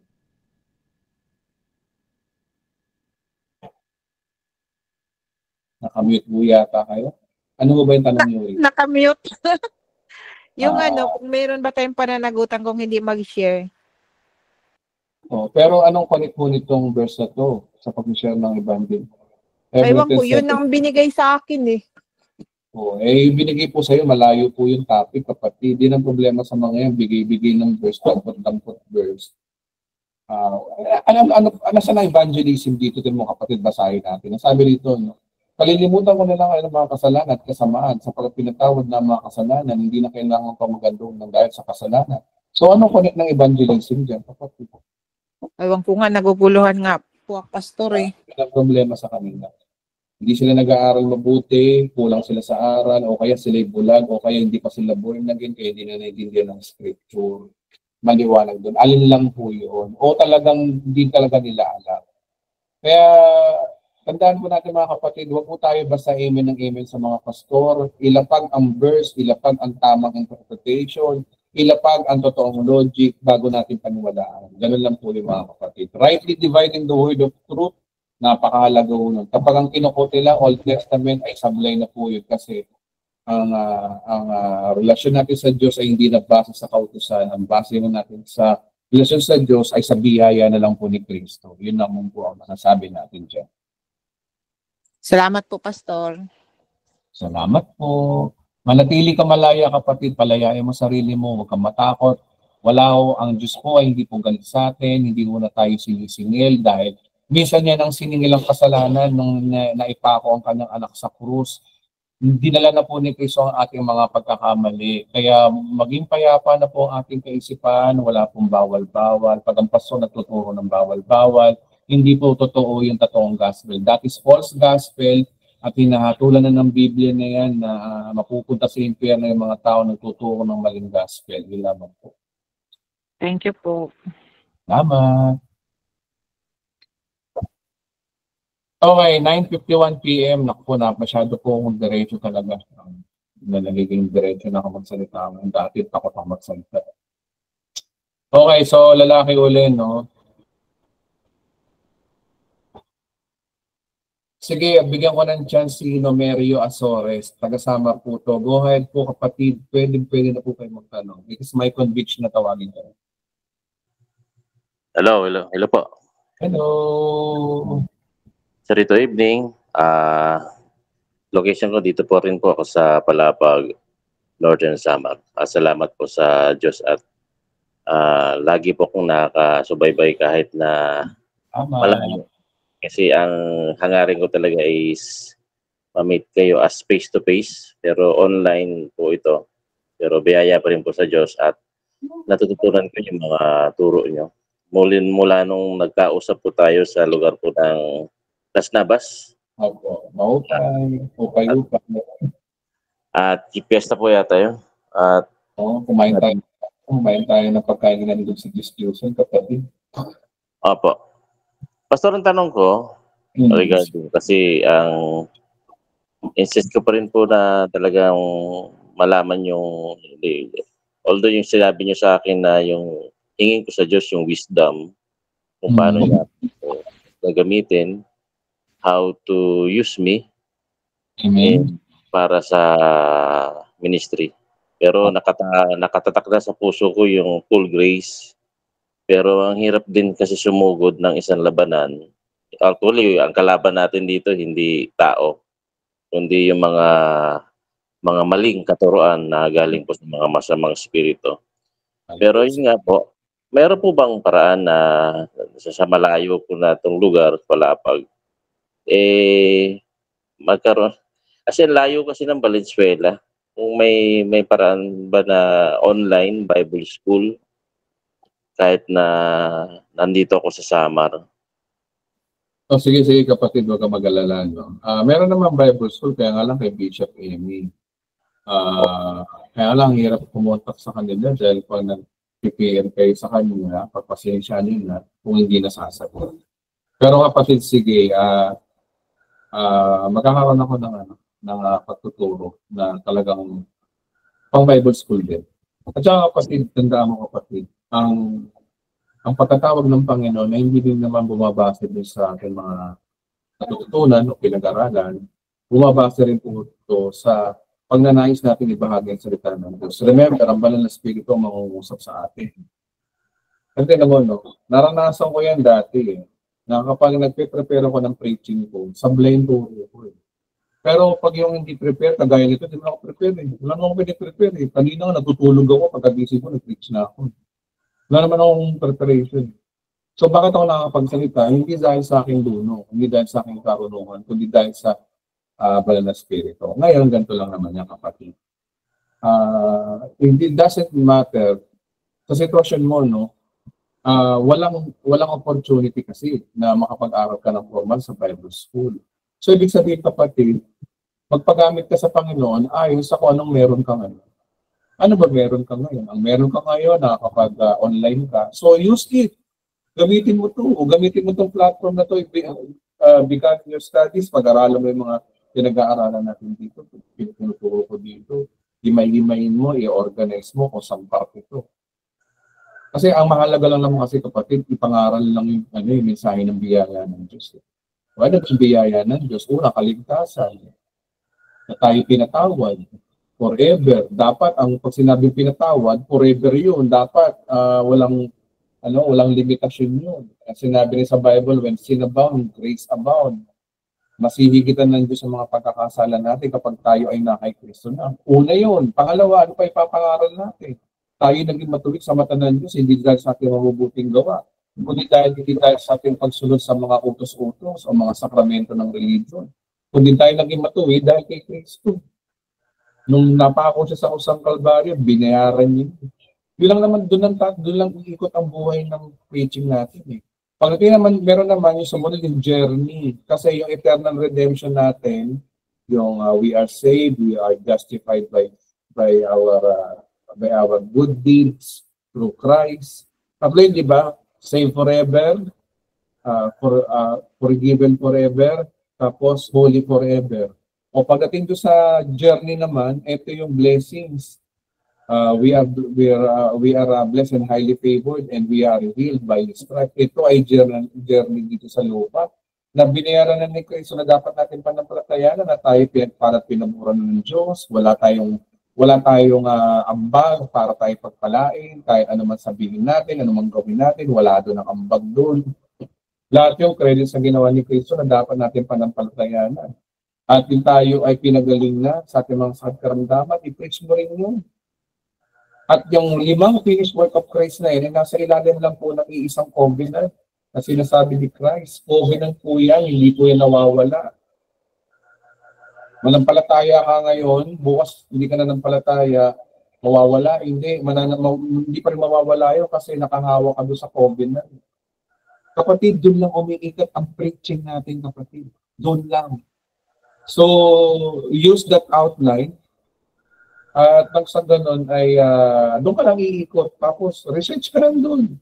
Aral-aral lang. Then, pangaral mo. Ang pag-evangelize po kasi mga kapatid, totoo lang, ay mauuwi talaga una. Ang kaligtasan po ay pagtanggap doon sa inaalok ni Kristong covenant. Ano yung covenant na yun? Ay yung finished work of Christ. Kasama nga doon yung kaligtasan. Kasama nga doon yung kapatawaran. So kapatid, doon naman po kapatid. Hindi mo na kailangan pa magpakabihasa, hindi na kapatid. Lalo na sa sitwasyon mo dyan sa Palapag Samar, nakakalungkot isipin. Ewan ko kung meron bang full grace na simbahan din o meron man din sila Bishop Amy. Meron man din siguro perverted. No choice ka, kaya mag-online ka lang. Kung either kay Bishop Amy ka makinig o dito sa akin, yun lang may papayo ko kapatid. Totoo lang. Hello po. Tama po yun, Pastor, no? Kasi sa desire ko po talaga na makapag-share ng Word of God. Kasi yun nga po, nasa last days na po tayo na bago man lang yung... Naalala mo ba kapatid, yung sinabi ko sa iyo na nakasama tayo, sabi ko sa iyo, mag-vlog ka.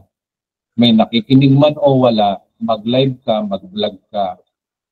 Sa una lang yun. Kahit pagtawanan ka ng iba na, nagla-live ko, wala naman nakikinig. Ganun talaga. Ako nga ganun din dati. Nagla-live ako para akong sira, wala nakikinig sa akin. May nakikinig lang sa akin, kuya ko pa.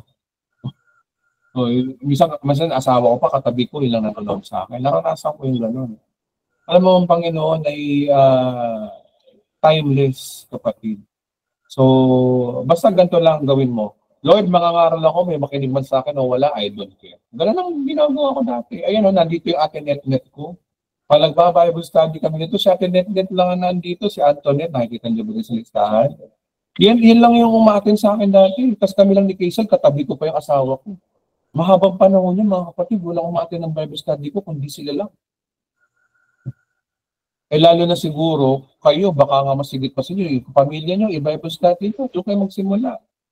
Saka ito pa, nakakapagtaka sa ibang mga ngaral, bakit gustong-gusto natin mangaral sa malalayo, dapat unahin natin yung bakuran natin. O yung pamilya natin.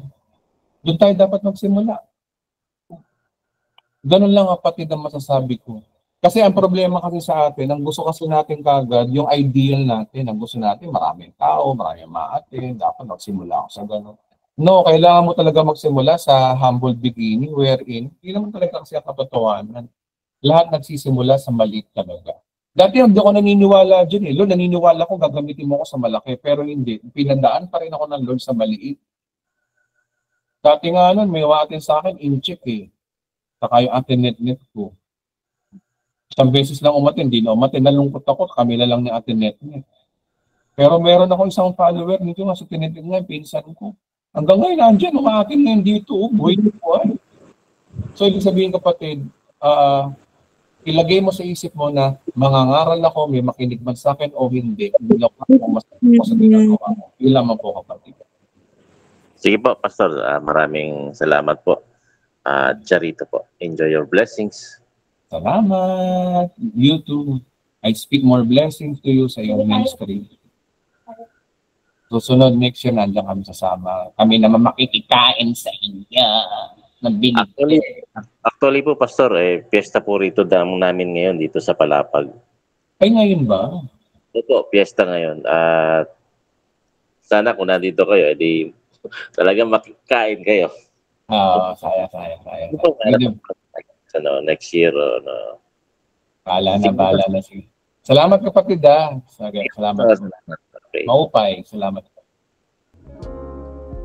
Okay, 10:02 PM. Maraming salamat po. Pasensya na po sa mga hindi natawa. Hindi ko po kagustuhan po yun. Hindi po ay kagustuhan po ng oras. 2 oras lang po kasi tayo. Kaya mga kapatid, tandaan niyo po sa mga nanonood sa akin ngayon, again, palalahanan ko po kayo, mag-aral po kayo mabuti. Huwag po kayo umasa sa akin, huwag po kayo umasa sa kanyang naman. Umasa kayo sa Banal na Espiritu. Ayan, may maingay. Kanina po. Nagmo-moment ako, may ingay. Okay. Okay, moment ko ulit. Maraming salamat mga kapatid sa totoo lang. Mahal na mahal ko po kayong lahat ng mga umaating dito. At patuloy lang po tayo sa pag-aaral mga kapatid. Pagsumikapan niyo po. Ang buhay Kristiyano po ay hindi pa tagapakinig lamang. Obligado po tayo mag-aral para sa sarili po natin. Maawa po kayo sa sarili niyo. Tandaan niyo po, ang salita ng Diyos ay makapangyarihan po yan sa buhay natin. Kapag ang kulang ka sa kaalaman, mapapahama ka talaga. Dapat alamin mo yung kalooban ng Diyos sa atin. Alamin mo yung salita ng Diyos sa ganun. Matipay po kayo, hindi kayo basa-basa natitisod. Kasi ang tunay talaga ng mga Kristiyanong rooted sa Word of God, hindi kagad sumusuko. At naiintindihan ang totoong salita ng Diyos mga kapatid. Kaya I encourage you mga kapatid para maging matibay tayong Kristiyano, Word of God ang the best nating pagkukulan. Mag-invest po tayo dyan. Hindi po kayang bayaran ng salapi po yan. Kaya sa mga umatin po dito sa The Bread and Praise TV, maraming salamat po. Charito po. Salamat Charito po, Pastor.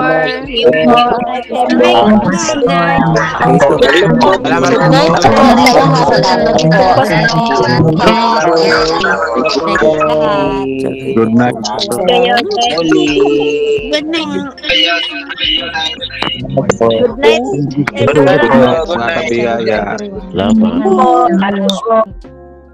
Maraming salamat po mga kapatid. Enjoy your blessings. Malapit na po mag-rapture. Nararamdaman na po namin yan. Nararamdaman po ng buong mundo po yan. Hindi po ako nagsasabi ng petsa pero malapit na po. Magkita-kita na lang po tayo sa Alapaa.